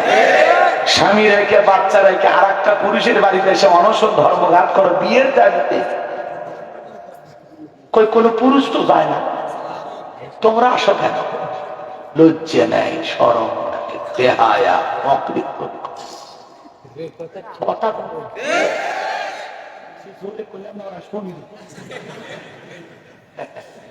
দোয়া করবো না, দোয়ার দিকে যাই না। কি কম খারাপ লাগতেছে? এগুলো বাস্তবতা না, সমাজে এগুলো আছে না। করোনা ভাইরাসের চাইতে বড় ভাইরাস এই পরকীয়া প্রেম। হাজার হাজার পরিবার নিঃস্ব হচ্ছে, বলি হচ্ছে। কয়েকদিন আগে এক মহিলা বড় বোনের স্বামী কম্বল চাপাতে বাড়িছে, কার সাথে ঘুমাচ্ছেন, ঘুমানোর আগে 7 বার ভাবা লাগে। এখন অবস্থা খুবই খারাপ। কথা ঠিক কিনা? আর একটা টিকটকের নিশা, ছেলে নিয়ে ছোট নারী পুরুষ সবাই টিকটক ভিডিও বানায়। এখন দেখছেন যুবকেরা কি করতে জানে? নতুন একটা সিস্টেম চালু হয়ে গেছে, টিকটকে ভাইরাল হচ্ছে। নারী পুরুষ কি করছে? হাত ধরছে, ছেলে মেয়ের হাত ধরছে, মেয়ে ছেলের হাত ধরছে, ধরে গরম দুধ চা ঢালতেছে। ঢালে মানে এটা ভালোবাসার প্রমাণ। যদি যদি হাত ছেড়ে দেয় তাহলে বুঝবি যে হাত ছেড়ে দিবে তার ভালোবাসা কম। কি ট্রেড চালু হয়ে গেল আজকে সমাজে, এগুলো চলতেছে। টিকটকে ভাইরাল হয়ে গেছে ভিডিও, এটা আপনারা বাচ্চারা এদের কান টুপি কি আর এরকম টিভি মারলে এদের বিড়ালের মতো, দেখছেন ওই টুপি দেখছেন? হাই রে ভাই, আমি আমার মেয়ে কিনে দিবার গেছি, করছে হুজুর 1000 টাকা। আমি কয় কিন? শুনলাম 300 টাকা, 250 টাকা। সেটা এখন টিকটকে ভাইরাল হয়ে যাওয়ার কারণে ওই টুপি এখন 1000। করছে হুজুর তাহলে 1000 পাচ্ছেন, এরপরে 2000 লাগে। কথা বোঝেন নাই? এই যে নারী পুরুষ দেখছেন, আপনারা দেখছেন ভিডিও টিকটকের যুবকেরা নারী পুরুষ এরকম হাত ধরতেছে, স্বামী স্ত্রী হোক অথবা প্রেমিক প্রেমিকা হোক, একজন আর একজনের হাত চাপে ধরে গরম চা দুধ চা ঢালতেছে। লাল চা নয়, দুধ চা। বুঝতেছে না? হ্যাঁ, দুধ চা ঢালে পরীক্ষা হচ্ছে, ভালোবাসার প্রমাণ হচ্ছে। যদি কেউ হাত ছাড়িয়ে দেয় তার ভালোবাসা দুর্বল, তার মানে ছাড়িয়ে যাবি ভবিষ্যতে। আর যদি হাত না ছাড়ে, ওই গরম চা সহ্য করার শক্তি থাকে, তাহলে বোঝা যাচ্ছে এটা পরিষ্কার প্রেম, নির্ভেজাল প্রেম, এটা একটা পবিত্র প্রেম। সুবহানাল্লাহ। এটা জোরে খান নাউজুবিল্লাহ। বিয়ের আগে কোন ধরনের প্রেম ভালোবাসা জায়েজ হারাম। আজকে যুবক যুবতী কি নতুন ফ্যাশন চালু করে দিয়েছে টিকটকে। আল্লাহ হেদায়েত দান করুক। জোরে খান আমিন। তাহলে আমাদের সমাজে টিকটক আছে না? ওদেশে টিকটক আসিয়া সব গেল বাসিয়া, সিদ্দিক সোরা নায়ক হইছে আইডি খুলিয়া, হিরো আলম নায়ক হইছে আইডি খুলিয়া। এই মোবাইলে হাই কি জাদু আছে ভাই, পোলা পান বুঝাছে, পড়ালেখা তুইলা রাখছে সপ্তম আকাশে। এখন নারী পুরুষ সব পাগল হয়ে গেছে। কথা বলেন, কথা বলেন, আছে না টিকটক? মহিলা নুডলস রান্না করে, তারও টিকটক বানায়। হ্যালো বন্ধুরা, দেখেন কিভাবে নুডলস রান্না করে। প্রথমে সয়াবিনের তেল, এরপরে সরিষার তেল, তারপরে আমার কালো কাটা থাকবো। এরকম মহিলা আছে না? নাই? রান্না করে তারও ভিডিও, খায় তারও ভিডিও। হ্যাঁ, সামনে নিয়ে এসে করছে যে দেখেন আমি কিভাবে খাচ্ছি, এই যে দাঁতটা 32 বাই করবেন, এর হারে কেমন লাগে। খাওয়ারও ভিডিও। সি সি, কোন জামানাতে যে করছি চাষা। আল্লাহ হেদায়েত দান করুন। একটু জোরে খান আমিন। এই সমাজে অভিশাপ আছে না? এই মোবাইলের যন্ত্রণা ছেলে মেয়ের জীবন যৌবন শেষ করে ফেলে দিল। কথা বল ঠিক না? আল্লাহ যুব সমাজকে হেদায়েত দান করেন। এজন্য বিয়ের আগে ছেলে মেয়ের হাতে টাচ মোবাইল দেওয়া যাবে না। কথা বল ঠিক? ছেলে মেয়ের হাতে টাচ ফোন দেবেন না। মোবাইল দিলেন তো পাপের আড্ডা খানায় বসে গেল। অনলাইনে জুয়া, ফ্রি ফায়ার, পাবজি আছে না? নাই? আল্লাহ যুব সমাজকে হেদায়েত দান করেন। জোরে বলেন আমিন। তাহলে লোকমান হাকিম বলল, বাবা গোপনে প্রকাশ্যে যা করো সব দেখেন কি? বিদায় যা করবে হিসাব করে করবা। ভালো করলেও আল্লাহ লিখে রাখবেন, সেটা যদি সরিষার দানার পরিমাণও হয়। মন্দ কিছু করলে আল্লাহ সেটাও লিখে রাখবেন, সেটা যদি সরিষার দানার পরিমাণে ছোট হয়। বুঝাইতে পারলাম? এরপরে লোকমান হাকিম বলতেছেন, ইয়া বুনাইয়া আকিমিস সালাহ, হে আমার বৎস সালাত কায়েম করো, নামাজ আদায় করো। এই পৃথিবীর জমিনে সফল বাবা তারা, ছেলের হাত ধরে মসজিদে নিয়ে যাবে যারা। ভালো করে বুঝবেন, পুরো ফ্যামিলির ভিতরে সালাত কায়েম করার দরকার আছে না? নাই? মসজিদ ভাঙ্গে সুন্দর করলে হবে না, এই মসজিদে নামাজ তাকওয়া লিখে রাখলে হবে না। এখানে যারা নামাজ আদায় করবে তাদের অন্তরে তাকওয়া থাকার দরকার আছে না? না? সালাত বাড়ির ভিতরে কায়েম করা লাগবে। কবে রাষ্ট্রীয়ভাবে নামাজ কায়েম হবে সেই হিসেবে বাদই দেন। স্বাধীনতার 54 বছর পেরে গেল, আজ পর্যন্ত এই দেশে পার্লামেন্টে নামাজের ন্যূনতম বিল কোন নেতা পাস করেনি। কথা বলে ঠিক না? আগামীতে আপনাদের ভোটে 13তম প্রধানমন্ত্রী হবে। আমরা চাই এই সমাজে এমন সৎযোগ্য নির্ভীক আল্লাহওয়ালা শাসক হোক, যাদের মাধ্যমে বাংলাদেশে ইনসাফ কায়েম হবে, ন্যায় বিচার কায়েম হবে। কথা বলে ঠিক না? 54 বছরে সব টাকা শেষ, আগামীতে ইসলামের বাংলাদেশ। কথা বলে ঠিক না? এই দেশের যদি আল্লাহর আইন দিয়ে চুরির বিচার করা হয়, চোরের হাত কেটে দাও। জিনা করেছে বিবাহিত নারী পুরুষ পাথর মেরে বিদায় করে দাও, আর ভিডিও ভাইরাল করে দাও। 24 ঘন্টায় বাংলাদেশে চুরি বন্ধ হয়ে যাবে। কথা বলে ঠিক না? কিন্তু কে শোনে কার কথা? আজ না মনের ব্যথা। এখন উচিত কথা যদি কই পিঠের উপর দিয়ে যাবি মই, এই আনন্দে কিছু লোক কিনে খাবে বগুড়ার স্পেশাল দই। যত দোষ নন্দ ঘোষ, সত্যটা বললে দোষ, করলে অন্যায়ের প্রতিবাদ, নামটা হবে তোমার মৌলবাদ, নামটা হবে তোমার জঙ্গিবাদ। নেতা আল্লাহর আইন চালু করে না, নেতা জানে আল্লাহর আইন চালু করলে দুর্নীতি করে দেশের টাকা বিদেশে পাচার করা যাবে। কথা কয় না? নির্বাচনের আগে সাইকেল কেনার টাকা নাই, সে নেতা হাজার কোটি টাকার মালিক হয়ে যায়। কথা না? নেতা আল্লাহর আইন চালু করবে না, কারণ নেতা যাবে যদি আল্লাহর আইন চালু করে দেশের টাকা বিদেশে পাচার করা যাবে না, জনগণের পকেট মারা যাবে না, দুর্নীতি করা যাবে না। অনেক নেতা অনেক স্বপ্ন দেখায়, কই কেউ তো বলে না যে টেন্ডারবাজি মুক্ত, চাঁদাবাজ মুক্ত, সন্ত্রাস মুক্ত, খুন ধর্ষণ মুক্ত একটা বাংলাদেশ উপহার দেব। বলে খালি করে বয়স ভাতার কাজ দেব, এ কাজ দেওয়ার কত জীবন চলবে ভাই? অন্য কিছু কর। কথা কর না কেন? রাগ করতেছে? আমরা চাই একটা চুরি মুক্ত, দুর্নীতি মুক্ত, টেন্ডারবাজ মুক্ত, চাঁদাবাজ মুক্ত, ধর্ষণ মুক্ত একটা নিরাপদ বাংলাদেশ, শান্তির বাংলাদেশ, যে দেশে গরুর দড়ি খুলে থুয়ে থুবি, চোর আসে নিয়ে যাবি না, মোটর সাইকেল তালা ছাড়া থাকবি। কথা বল। আর এমন সমাজ মোটর সাইকেলে ঘাট তালে বাইরে রাখে, তাও ঘাট করে নিয়ে যায়। সিসি ক্যামেরা লাগতে রেখেছে স্বর্ণের তো, কারণ সিসি ক্যামেরা শুধু চুরি হয়ে গেছে প্রকাশ্যে। এখন জনগণ গুলি করে মারিচ্ছে। কয়েকদিন আগে শহীদ ওসমান হাদি ভাই গুলি করে মারলো, সেদিন স্বেচ্ছাসেবক দলের এক ভাই গুলি করে মারছে। কথা কর না কেন? প্রকাশ্যে গুলি করে মারিচ্ছে, তাও বিচার নেই, এরা খালি ঘুম পাড়িচ্ছে। কথা কর না কেন? এই অন্য সরকারের উপর খুব আশা ছিল ভাই, কিচ্ছু করে পারল না। বয়স্ক মানুষ কি করবি? আর রাগ করতেছেন আপনারা? চুরি বন্ধ করতে লাগবে কার আইন? জোরে কর না। সে আল্লাহর আইন আছে না নাই? السارق والسارقة فاقطعوا أيديهما جزاء بما كسبا نكالا من الله। সূরা মাইদার ৩৮ নম্বর আয়াতে আল্লাহ আইন দিয়েছেন, চোর পুরুষ হোক আর নারী হোক, আল্লাহর বিধান, আল্লাহর ফয়সালা, হাত কেটে দাও। একটা চোরের হাত কেটে বিচার করেন, আর ভিডিওটা ভাইরাল করেন, সোশ্যাল মিডিয়াতে প্রচার করেন, স্যাটেলাইট টেলিভিশন গুলোতে 2 ঘন্টা পরে পরে দেখান ব্রেকিং নিউজ, চুরি করলে হাত কেটে দেওয়া হবে, বাংলার পার্লামেন্টের নতুন আইন। 24 ঘন্টায় চুরি বন্ধ, 24 ঘন্টা ইনশাআল্লাহ। কিন্তু নেতা আল্লাহর আইন চালু করে না। নেতা জানে যে পরিমাণে দুর্নীতি আমি করছি, প্রথম হাত নিয়ে তারটাই কথা যায়নি, এই ভয়ে আল্লাহর আইন চালু করে না।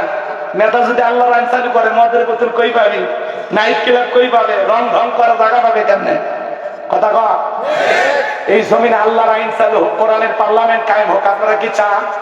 আপনাদের ভোট সৎযোগ্য, নির্ভীক, আল্লাহওয়ালা, আমানতদার, ইনসাফের প্রতীক এমন মানুষদের কাছে যাকে দেখে আপনারা চান? তারা তারা এই জমিনে আল্লাহর আইন চান, হাত তুলে রাখা। লিল্লাহিত তাকবীর, লিল্লাহিত তাকবীর। 54 বছরের সব টাকা শেষ, আগামীতে ইসলামের বাংলাদেশ, ইনসাফের বাংলাদেশ, ন্যায় বিচার কায়েম করার 3 কথাটা টেকে না। বারবার রক্ত দিব আর আমরা রাজনীতি করবে, এমন হবে না। রক্ত অনেক দেওয়া হয়ে গেছে, এইবার আমাদের দাবি আদায় করা লাগবে। এই কথা ক্লিয়ার? আল্লাহ জমিনকে দুর্নীতিবাজ মুক্ত, চাঁদাবাজ মুক্ত, সন্ত্রাস মুক্ত করার তৌফিক দান করেন। দেশের টাকা বিদেশে পাচার করে, দুর্নীতি করে এমপি মন্ত্রী সব পালিয়ে গেছে, দেখেননি ভাই? কথা কয়, কথা কয় না? একজন পালিয়ে যায়, শোনা যাচ্ছে মারা গেছে, আবাদুল কাদের সাহেব তো মারা গেছে। যাক, এটা নাকি সারা দেশের মিডিয়া তোলপা। কেউ কাছে হুজুর গুজব ছড়াবেন না, উনি মারা যাননি, এখনো জীবিত আছে, বেঁচে থাক, সমস্যা কি? উনি বেঁচে থাকলেই কি, মরে গেলেই কি? দেশে নাই, মায়াও নাই। কথা না? দেশের জন্য ভালো কিছু করে থাকলে আল্লাহ যেন এরও বাধা দেয়। আবার যদি দুর্নীতি করে, দেশের টাকা বিদেশে পাচার করে, যা লুটপাট করেছে, আল্লাহ যেন এরও বিচার করে। কথা বল। কলকাতার এক হাসপাতালে মারা গেছে ওবায়দুল কাদের সাহেব, ইন্না লিল্লাহি ওয়া ইন্না ইলাইহি রাজিউন। একজন কয় আমি। হ্যাঁ, যুবকেরা লিখতেছে ওবায়দুল কাদের অবশেষে মারা গেছে, আলহামদুলিল্লাহ। এমন নেতা মারা গেছে, আলহামদুলিল্লাহ কয়। তাহলে এই জীবন কি সুন্দর ছিল? আর সুন্দর ছিল? এমন জীবন করিও গঠন, মরিলে হাসিবে তুমি, কাঁদিবে ভুবন। কথা বলে ঠিক কিনা? অনেকে বলতেছে হুজুর ওবায়দুল কাদের যদি মারা যায় লাশটা বাংলাদেশে আনবেন না। আর ভাবসাব দেখে মনে হচ্ছে ওর দায়িত্ব দিচ্ছে। ওনার লাশ বাংলাদেশে কবর হবে নাকি ভারতে কবর হবে এটা ওনার আত্মীয় স্বজন ঠিক করবি। বাংলাদেশে আনার মতো পরিবেশ আছে? যারা এই দেশের থেকে ভেগে বিদেশে গেছে ওরা তো কয়েকটি লোকে আছে, ওদের কবর বাংলাদেশে হবে না। কথা বল ঠিক কিনা? 2-4 ধরে বাংলাদেশে লুকে আছে এখনো। এলে লুকে মরেও যদি যায় লুকেই কবর দিবি, প্রকাশ করতে পারবি না। রাজা অবস্থা খুবই খারাপ। জি রাগ করতেছেন না? ওবায়দুল কাদের সাহেব কি উনি নাই, বিনোদনও নাই। যুবকেরা আর বলে না মাসুদ ভালো হয়ে যায়, এতই বিনোদন দিতে পারত উনি। কথা কম মন ভেঙে ফেলে দিয়েছিল স্মার্ট বাংলাদেশ কভার যায়, শুনছেন? আরে উনি ছিল বিনোদনের নেতা, এদেশের মানুষকে সবসময় বিনোদন দিত। কথা কন ঠিক না? আচ্ছা যাই হোক বাজার, ভারতে উনি মারা যায়নি যতটুকু আমরা শুনেছি, এখনো জীবিত আছে। তবে চিকিৎসা নেওয়ার মতো শক্তি ওনার শরীরে নাই। চিকিৎসা যে নেবে শরীর সাই দিচ্ছে না, শেষ। যখন তখন খবর আসবে উনি নেই। কথা কি বুঝতে পারতেছেন? আর কতদিন বাঁচবে ভাই? আমরাও তো জানি কত যুবক মারা যাচ্ছে, আমাদের দেশে মানুষ গুলি করে মারিচ্ছে। কথা কন না? তো সবাই তো একদিন চলে যাবে। ওবায়দুল কাদেরও বিদায় নেবে, আপনি আমি বিদায় নেব, কিন্তু বিদায়টা যেন সুন্দর হয় এটা আমাদের চাওয়া। কি বলেন? আমরা যদি মারা যাই আমাদের মৃত্যুটা যেন সুন্দর হয়, মৃত্যুর সময় যেন কালেমা পড়তে পড়তে মারা যায়, আমাদের মৃত্যু যেন শহীদের মৃত্যু হয়। কথা বলে ঠিক কিনা? ঘৃণার মৃত্যু চাই না, যে মরার পরে মানুষ আলহামদুলিল্লাহ বলবে, এমন মৃত্যু চাই না। মানুষজনে কেঁদে দোয়া করে, সূরা ফাতিহা সূরা ইখলাস পড়ে আমাদের জন্য দোয়া করে, যেমন দোয়া পাচ্ছে বেগম খালেদা জিয়া। কথা বল, এখন হাজার হাজার মানুষ ওনার কবরে যা দোয়া করতেছে। বাংলাদেশের ইতিহাসে সবচেয়ে বড় জানাজা হয়েছে। কথা বলেন, এদেশের মানুষকে কখনো বিপদে ফেলে চলে যায়নি।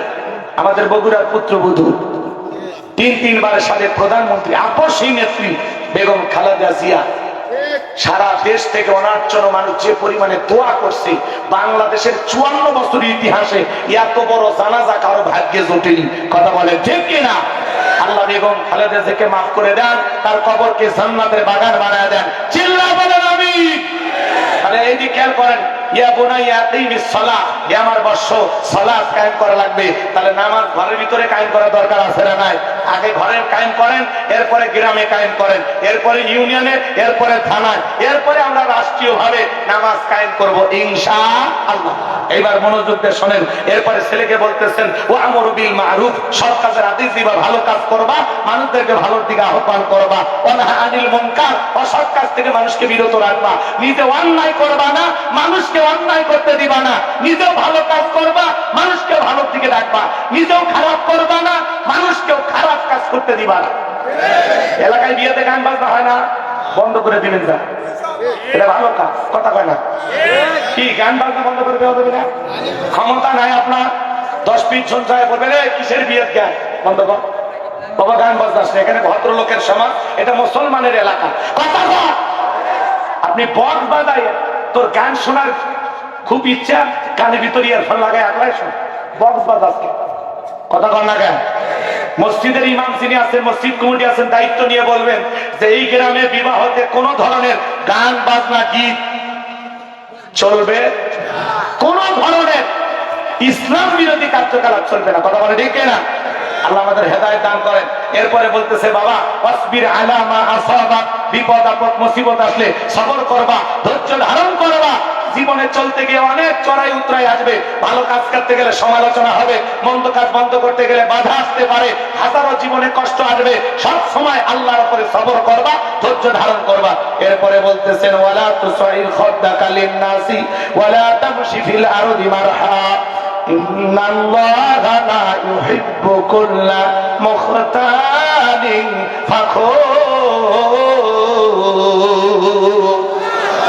ছেলেকে বলতেছে বাবা মানুষকে তুচ্ছ তাচ্ছিল্য করবা না, অবজ্ঞা অবহেলা করবা না, মানুষকে তুচ্ছ তাচ্ছিল্য করা যাবে না। মোটা মানুষ চিকন মানুষের দিকে ঠেলা মারে, বডি দেখছো ঠেলা মারে ফেলে দেবো, আছে না নাই? অহংকার কর, এরকম করা যাবে না, খবরদার। ফর্সা মানুষ কালো মানুষকে দেখে অহংকার করে, ধনী গরিব দেখে অহংকার করে, আছে না না?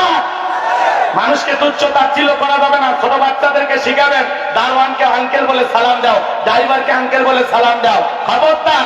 মানুষকে তুচ্ছ তাচ্ছিল্য অবহেলা করবে না, কথার দ্বারা মানুষকে কখনো ছোট করবেন না। কারো চেহারা কালো কালু বলে রাখবেন না, লোকটা কষ্ট পাবে। লোকটা দেখতে মোটা মোটু করে রাখবেন না, কষ্ট পাবে। কথা বল।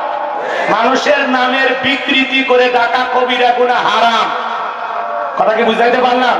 কারো নাম তুচ্ছ তাচ্ছিল্য করে, অবজ্ঞা অবহেলা করে, অহংকার বশত কাউকে ছোট করার চেষ্টা করবেন না। আল্লাহ আমাদের হেদায়েত দান করেন। চিল্লা বলেন আমিন। এরপরে বলতেছে বাবা, ওয়ালা তামশিবিল আরদি মারহা, জমিনে দাম্ভিকতা করো না, অহংকার করো না, অহংকারের সহিত জমিনে বিচরণ করো না। এই জমিনে অহংকার করে লাভ আছে? লাত্তি মারেন না মারেন? জমিনে লাত্তি মারেন, কি হবি? জমিনে কিছু হবি? আপনার পা ফেলে দিন, আপনার পায়ে 12টা বাজবে। কথা ঠিক কিনা? এর জন্য আল্লাহ বলতেছে, লোকমান হাকিম তার ছেলেকে বললো, বাবা অহংকার করো না, জমিনে অহংকারের সহিত বিচরণ করা যাবে না। আর অহংকারী বান্দাকে আমার আল্লাহ কখনো পছন্দ করে না। যারা দুনিয়ার জমিনে অহংকার করবে আল্লাহ তাদেরকে ভালোবাসে না। তাহলে আমরা অহংকার মুক্ত হওয়ার চেষ্টা করব ইনশাআল্লাহ। অহংকার আল্লাহর গায়ের চাদর, যে অহংকার করে সেজন্য আল্লাহর গায়ের চাদর নিয়ে টানাটানি করে। কথা বলে ঠিক কিনা? আমরা মুসলমান, আমাদের অহংকার করা মানায় না। আমরা আল্লাহর গোলাম, দুনিয়াতে আসছে আল্লাহর গোলামি করার জন্য। অনেক কথা বলার ছিল ভাই, আপনারা অস্থির হয়ে যাচ্ছেন। বাকি কথা আর না বলে দোয়ার দিকে চলে যায়। আল্লাহ বক্তা শ্রোতা উভয়কে আমল করা তৌফিক দান করুন। বেঁচে থাকলে আবারও দেখা হবে। লোকমান হাকিমের ছেলের পুরো ঘটনাটা বলতে গেলে আরো প্রায় 40 মিনিট ওয়াজ করা লাগবে। কন্যাকে বলে বাবা চলুক চলুক, না না শেষ করে বলেন না বাজা না।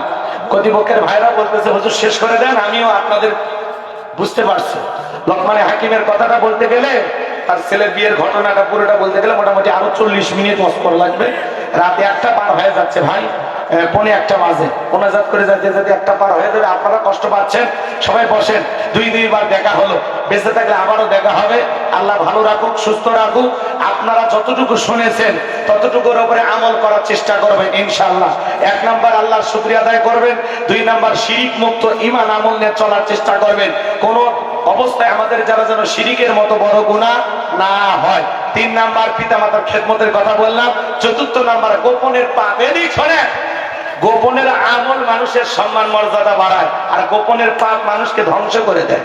কথা বুঝতে পারছেন? গোপনের পাপ থেকে ছেলে মেয়েদেরকে বিরত রাখবেন, আপনিও বিরত থাকবেন। এরপরে আমি 5 নম্বরে বললাম সালাত কায়েম করার কথা, 6 নম্বরে বললাম ভালো কাজের আদেশ, 7 নম্বরে বললাম অসৎ কাজ থেকে বিরত রাখা, 8 নম্বরে সবর করা লাগবে, 9 নম্বরে মানুষকে তুচ্ছ তাচ্ছিল্য অবহেলা করা যাবে না, আর 10 নম্বর অহংকার করা যাবে না। অনেকগুলো বিষয়, আরো 2টা বিষয় বাকি ছিল বলতে পারি নাই। যতটুকু আলোচনা হয়েছে আল্লাহ যেন এর উপরে সূরা লোকমানের সংক্ষিপ্ত তাফসীরের উপরে আল্লাহ আমাদের আমল করা তৌফিক দান করেন। ওয়া আখিরি দাওয়ানা আলহামদুলিল্লাহি রাব্বিল আলামিন।